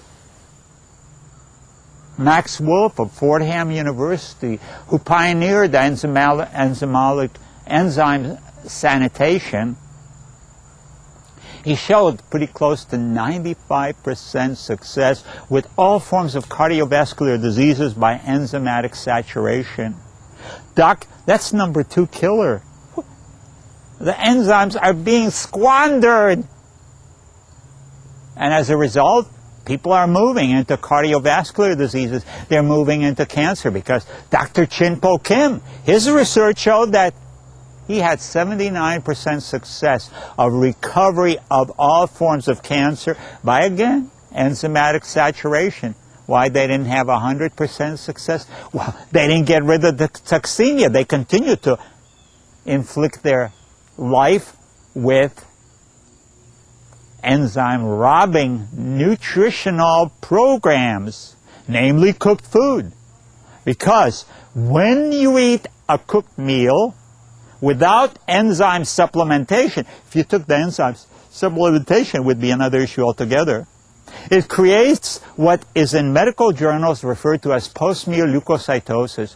White blood cell count increases by 300 to 500%. Why? Well, see, the white blood cells are little golf carts that roam around your body, harvesting these little golf balls called enzymes out of the whole metabolic pool, piles it up into their little bodies and transfers it over to pancreas so that it could squirt all these extra concentration of enzymes into the GI tract to assist in the digestive process.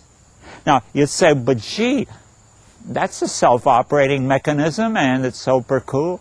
However, what happens is you keep on borrowing. Eventually you move into bankruptcy, and bankruptcy spells degenerative diseases, aging, old, tough luck. If you took a wild hog and you took a domesticated pig, same weight and size, compare the pancreas of both. The wild hog would have a pancreas of 1/3 the size of the domesticated pig. Because pig is on cooked food, enzymeless nutrition, whereas the wild hog is on enzymatically dense nutrition. The consequence of this is radical in terms of overall influence. Dr. Gerson, in his book, 50 Cases of Cancer, a medical doctor, he says every form of cancer is preceded by pancreatic insufficiency and breakdown and enzymatic exhaustion. That is what's going on. It's all the borrowing from your whole body metabolism to carry on normal functions that is borrowed to support the digestive functions. Dr. Kauchikov showed that on cooked foods, especially smoked foods and processed foods, there's about 700% increase in white blood cell associated with the meal. And as the meal finished, it goes back to normal. Unless you're eating snack food and more snack food, then it never goes down to normal levels. It keeps actually growing in volume. And that's exactly the causative factors associated with the development of leukemia. Leukemia is a result of exaggerated white blood cell count increase under the duress of both food pollution, which is continuously increasing the volume of white blood cells to harvest more enzymes out of the metabolic system. Eventually, they're shoulder to shoulder, getting in one another's way, the white blood cells. And it's called leukemia, because now no oxygen delivery is interfered, and nutrient delivery is interfered, and waste disposal is interfered. And what you have is leukemia is often referred to as wasting away disease.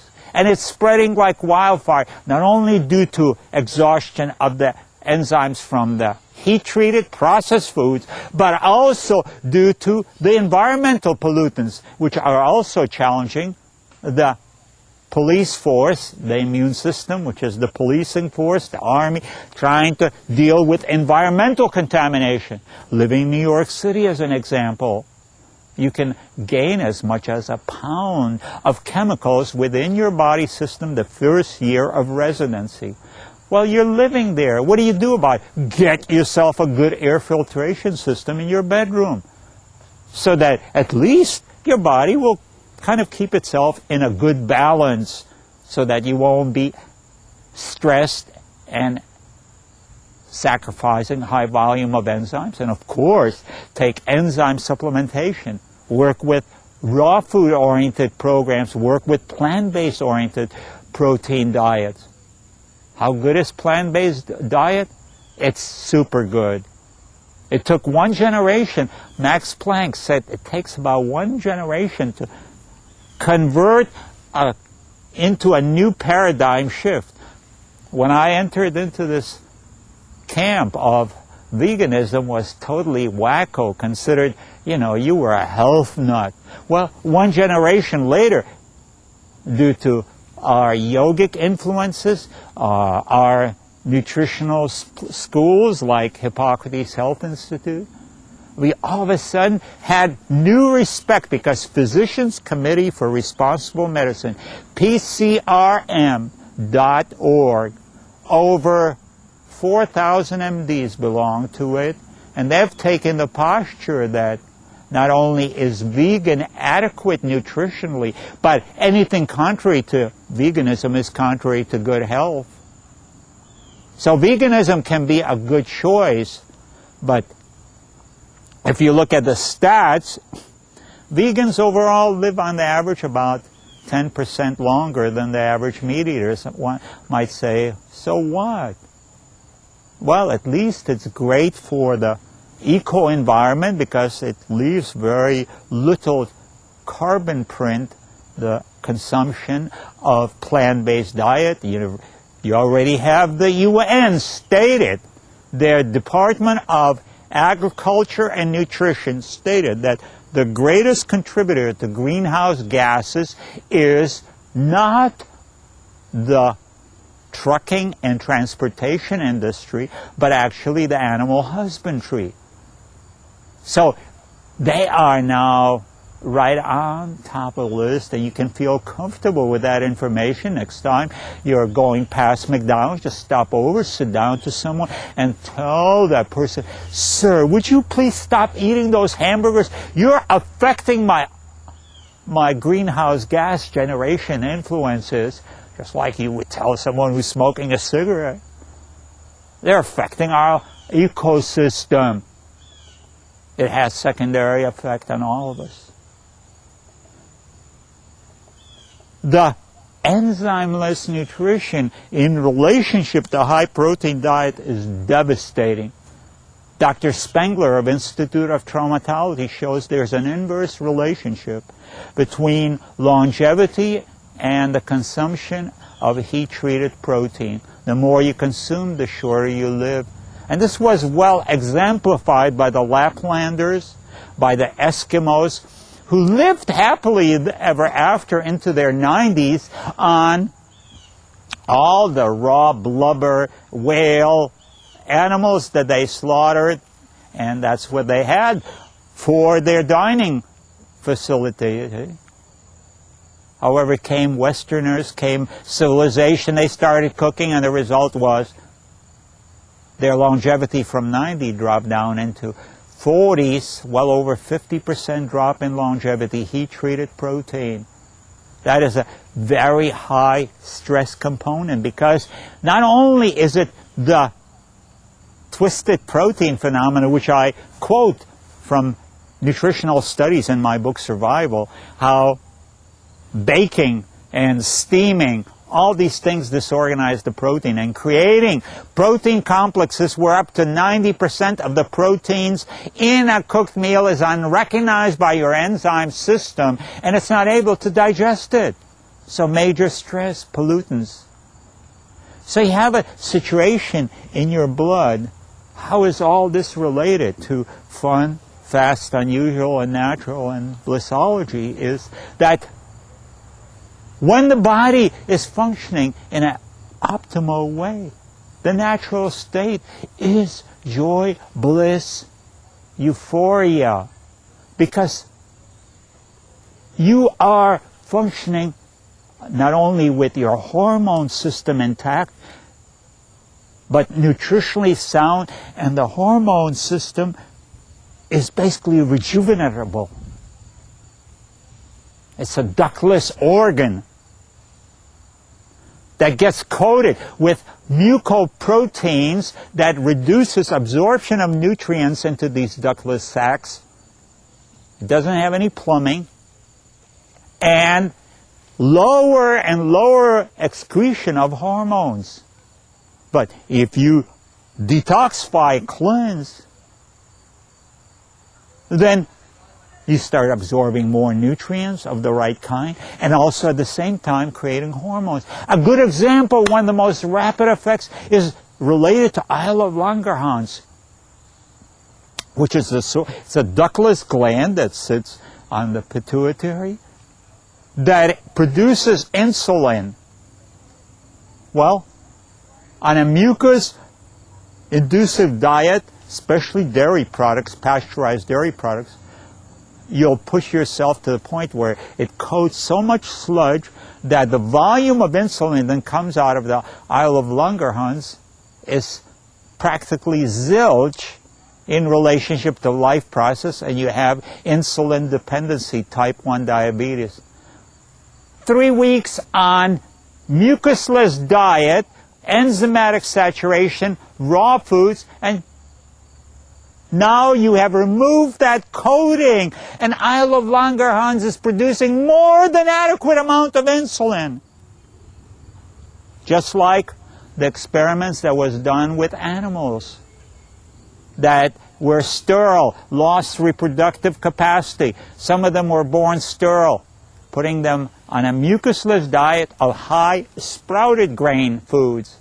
Within a period of 6 months, they were fertile, producing healthy offsprings. That's one of the many ductless glands. We see that situation with the thyroid, adrenaline regeneration. Everything is up for grabs as far as recovery. And so is your mental faculties. You could start off like myself. I started off with arc of senility. I was held back 3 years in grammar school. And I had a lot of challenges. I didn't start speaking till I was 16, and all I did was do inner work during all those years. And then it was hard integrating into society. And then by 30, I just allowed the divine knowledge that I was always asking for to surrender to it. Because they say, ask and it shall be given. And if you keep on asking with sincere heart, you will find all the answers you need to. You know, all of you here in this room, in this temple of nature, you know more than enough to be not only superlatively healthy, but complete recovery of whatever is troubling you. Are you ready to make it happen? Well, we're going to do a little exercise right now here to kind of activate our system. We'll do a 30-second rejuvenation program. And basically, your energy field in front of your body moves from the genital upwards, and in the back it goes in the opposite direction. So what we do is move our hands in this fashion over here, Okay? Now, this already has or we can do it in this fashion. It has an empowering effect. And then we incorporate increasing our oxygenation on our system by doing some rapid breathing. So you can put your hands on your stomach and do some major emphasis on exhalation. And of course, we know one of the great exercises is trampoline, cardiovascular combination, or rope skipping. So we combine all three. So if you might not be able to go off the ground, so you can do it like this. Or you can combine it with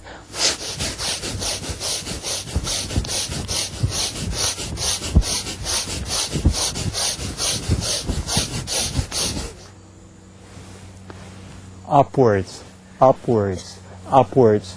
We can do kinesiology. Would someone volunteer for a moment here? Someone who's right up front, just step up. We'll do a quickie kinesiology demo. What we do in kinesiology is, Mark, thank you, we have you push up as I push down. So we find a place of reference where he's strong. Resist as I press down, okay? Resist as I press down, okay. Now say, my name is Victoris. My name is Victoris. Resist, okay? His strength is all gone. Now say your name. My name is Mark. Resist. I can't budge him. Now notice what will happen. Resist as I press down. Resist. Push up. Okay, resist. Okay. Now go ahead, do this. Now resist. I love it. Resist as I press down. I can't budge him. This is what you're doing to yourself. And you know, and also your clothing, fashion statements. You got to get your colors right. So out of the cosmic ethers, we're going to pull out a nice red cap on you. Resist as I press down. Resist as I press down. Okay. Okay, his strength is gone with a red cap. Oh my God. Well, out of that part of the ethers, we're going to put in a purple, magenta, beautiful colored cap. Resist. I can't budge him. What's going on? This is also a way of, if you go to a meal program, we went through testing some of the health food products. It was pretty dramatic, totally unanticipated. But for optimal wellness and long-term health, Mark, eating at McDonald's, resist as I press down, resist, okay? For optimal health and long-term longevity, eating with wheatgrass juice, resist. Ah! You can find answers. Thank you, Mark. You can also put at your table, pile up all the goodies that you want to be eating and put your hands together like this. And if you end up falling forward, it's a good meal for you. If you end up falling backwards, it's something you should avoid. Simple answers. Or the power versus force. There's an excellent book by Dr. Hawkins. Yes, no answers. My name is Victoris, test strong. My name is Catherine, test weak. We have a yes-no type of axis, or with pendulums. There's so many ways of extrapolating. But we have the ultimate axis to knowledge is with our stillness, our innocence, our intuitiveness. Not only do we know the now, but we know also the future that is programmed, so that we take appropriate actions related to the future. The animals consuming and living on wild, alkaline, enzymatically active, appropriate to their species food. Tsunami was coming to the Pacific Rim. Weeks ahead, many of the elephants and other animals were breaking chains and moving to the high grounds way before the tsunami came. They knew. The future is written, you can sense it, but you got to be on an alkaline levels.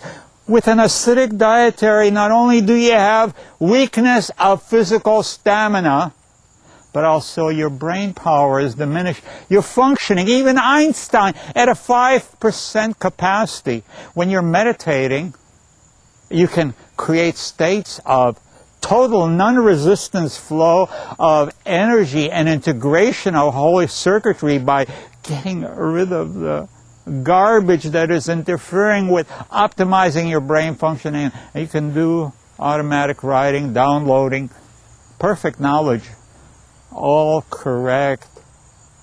We should be able to function at 80%, 90% of our brain capacity, and we do that when we learn how to meditate, when we learn how to get into stillness, when we alkalize our system to have the electro voltage with this, the most powerful super computer, which is your brain. So that a time is coming when we will be green, alkaline, we will be enzymatic active, and we will connect with one another. One superconductivity computer of blissful experience. We won't be trafficking anymore in misinformation. We will not be anchored in the dead past that should be zipped up and set aside. Who cares who did what? Forgive, forget, move on. Create the now and the future. As long as you dwell on wherever you place your focus, it just keeps duplicating, keeps on attracting more of the same DVDs. Our hypothalamus takes the sensory data from the outside world of our eyes, our ears, our senses, and creates a little protein complex. It's a CD, and it shoots it over your pituitary gland and says, this is what's happening outside of your body. Orchestrate the behavior pattern that is appropriate to this outside world. And that's what the pituitary does, sends out commandments to other hormones to get you rightly prepared. But if you have ongoing misinformation generated from continuously these old CDs of fearful experiences, of sexual abuse, of violence, of traumatic experiences in relationship to brain, thousands of no's. I recall even my own father, he says, "You're so dumb. You wasted all that money for trying to build this super stereo system. You'll never put it together." Well, that was good motivation for putting it together. I was considering it, selling it. Prove him wrong.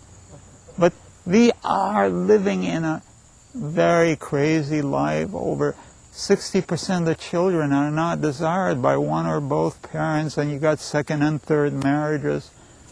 Children are becoming very wasted. We can do wonders with them through love, through hugs, to stress RX.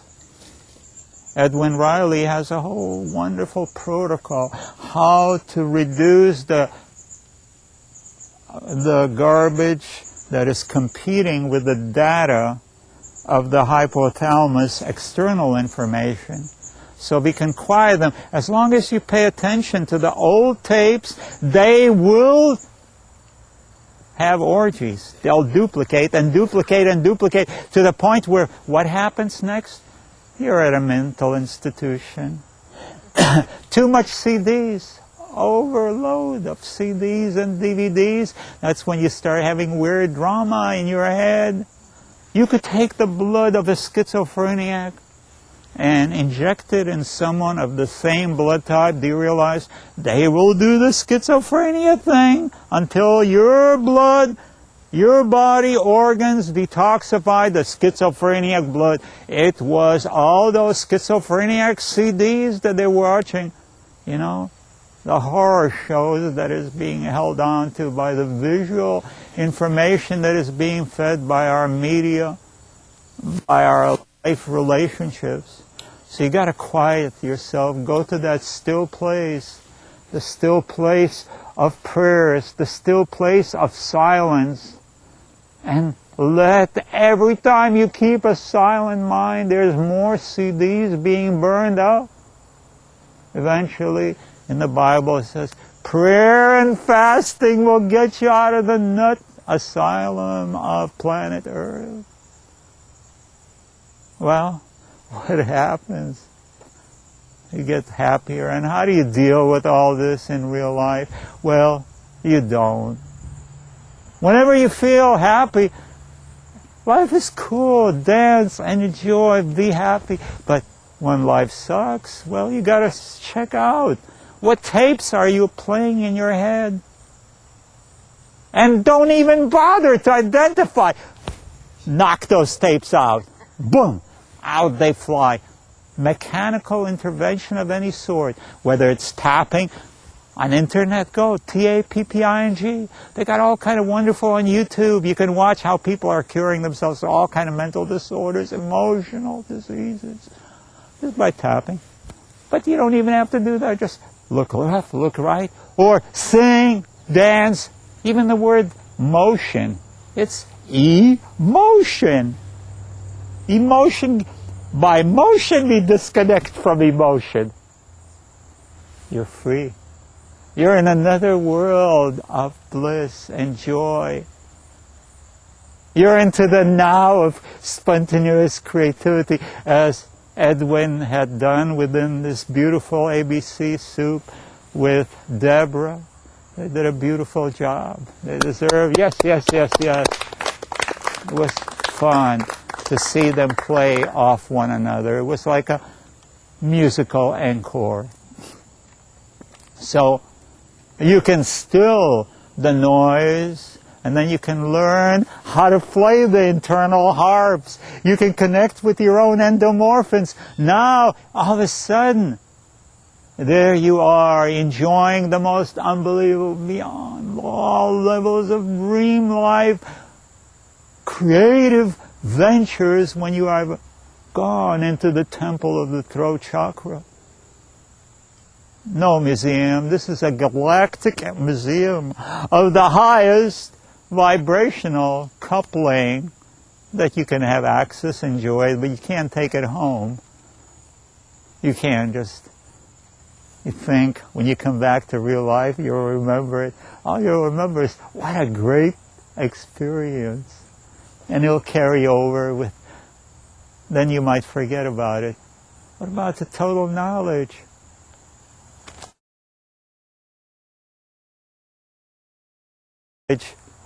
Exams in theoretical mathematics. Instead of studying, I used to practice my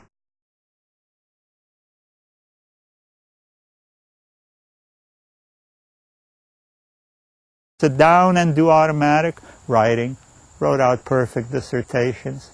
We're all capable of this level. Okay.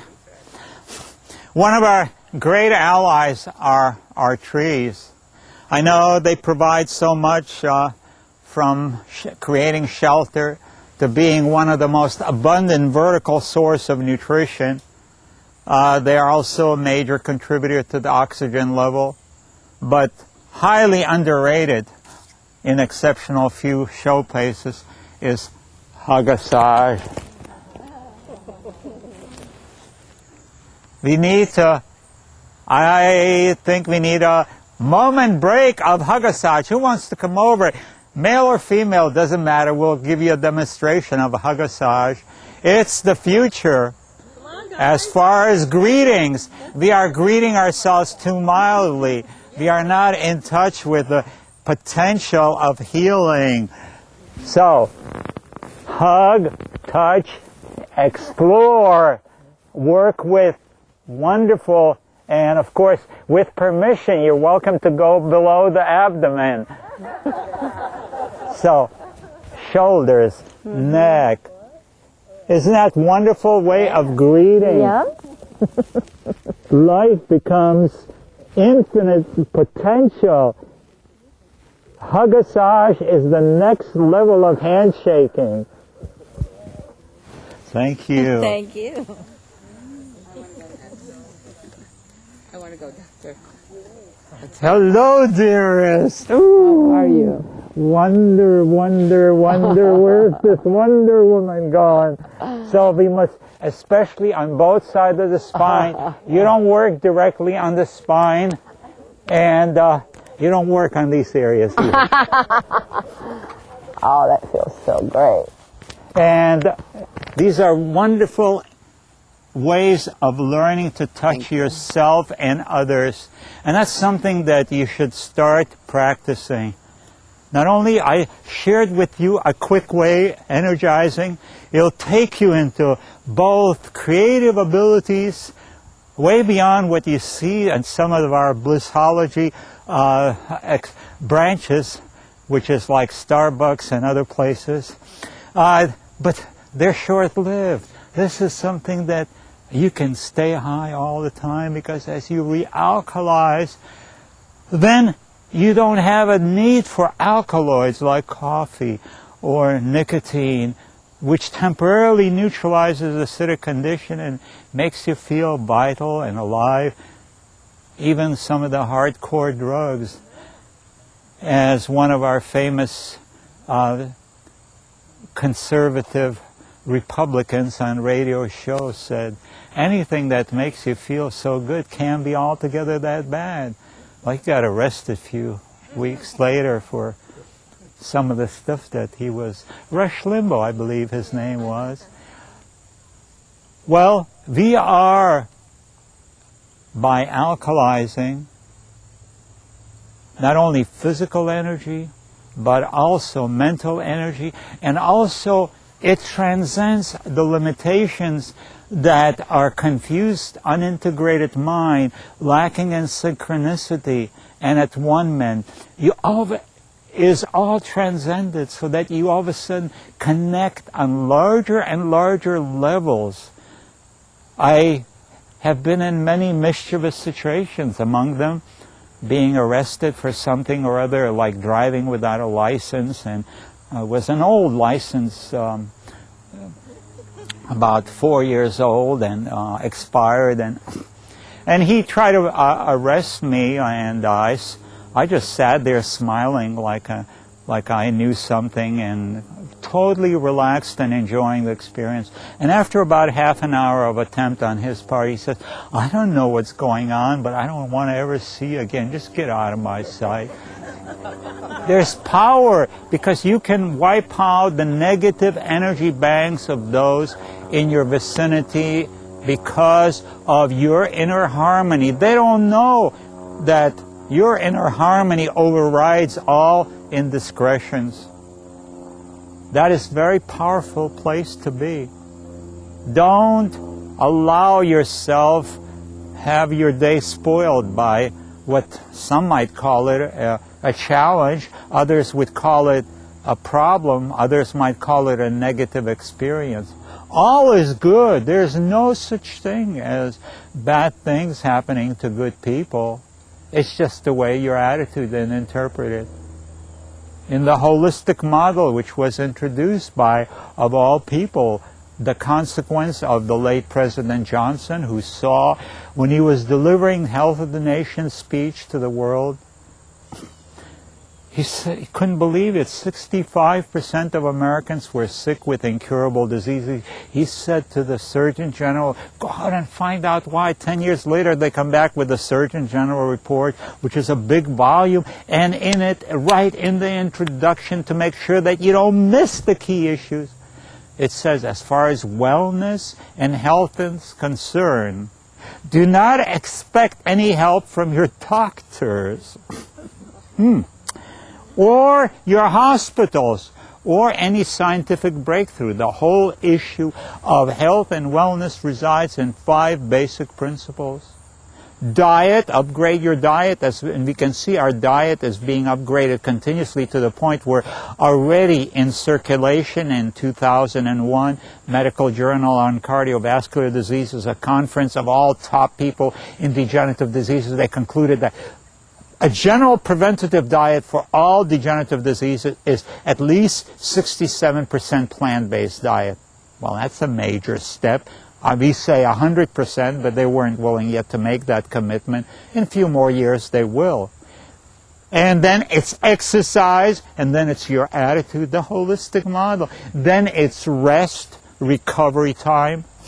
Most people are just not in a recovery mode. And the more toxic, the more acid your diet, the longer it takes to recover. So for some people, they never recover. How do you do that? Well, coffee, the ultimate recovery drug. And you're able to work, you're able to focus, you're able to do things. And then the last thing is the environment. And of course, there are many other subtler factors that now, when you start talking about really serious longevity, not just the 100-year, 200-year. No, you want to live as long as you have passion for life, a desire for living, fulfilling your dharmic, your passion, why you are here. Every one of you are special contributors. And please visit our website, www.funandbliss.org. It's under construction right now. Or drop us an email if you wish to be kept up to date with both the recipes, our activities, the retreats that we're putting on. Write to funandbliss.org at gmail.com. So this is a way of keeping contact. And my book for all of you, I have a 20% discount for the next 2 months at my website, www.survivalinthe21st century.com. And I'm also available for consultations, both on phone as well as in person. You can take control of your lives, and my life is about to be taken control of by, once again, this fair maiden who has plagued my life for the last many years. Oh. I am totally blessed by such plagues. I'm the one who was so blessed meeting Victorious back in 1998, and you introduced me to all of this wonderful raw living foods lifestyle. You're such a great example of knowledge and application and doing it for others and teaching and being an example. That's all we can do, is be there, available, first to ourselves and then to everyone else. So let's all do it! Absolutely. And here's and lots of thanks to QUEST.TV for bringing this vital information out there to everyone. Be sure to tune in again. Thank you. Bye for now. Bye for now. Bye for now.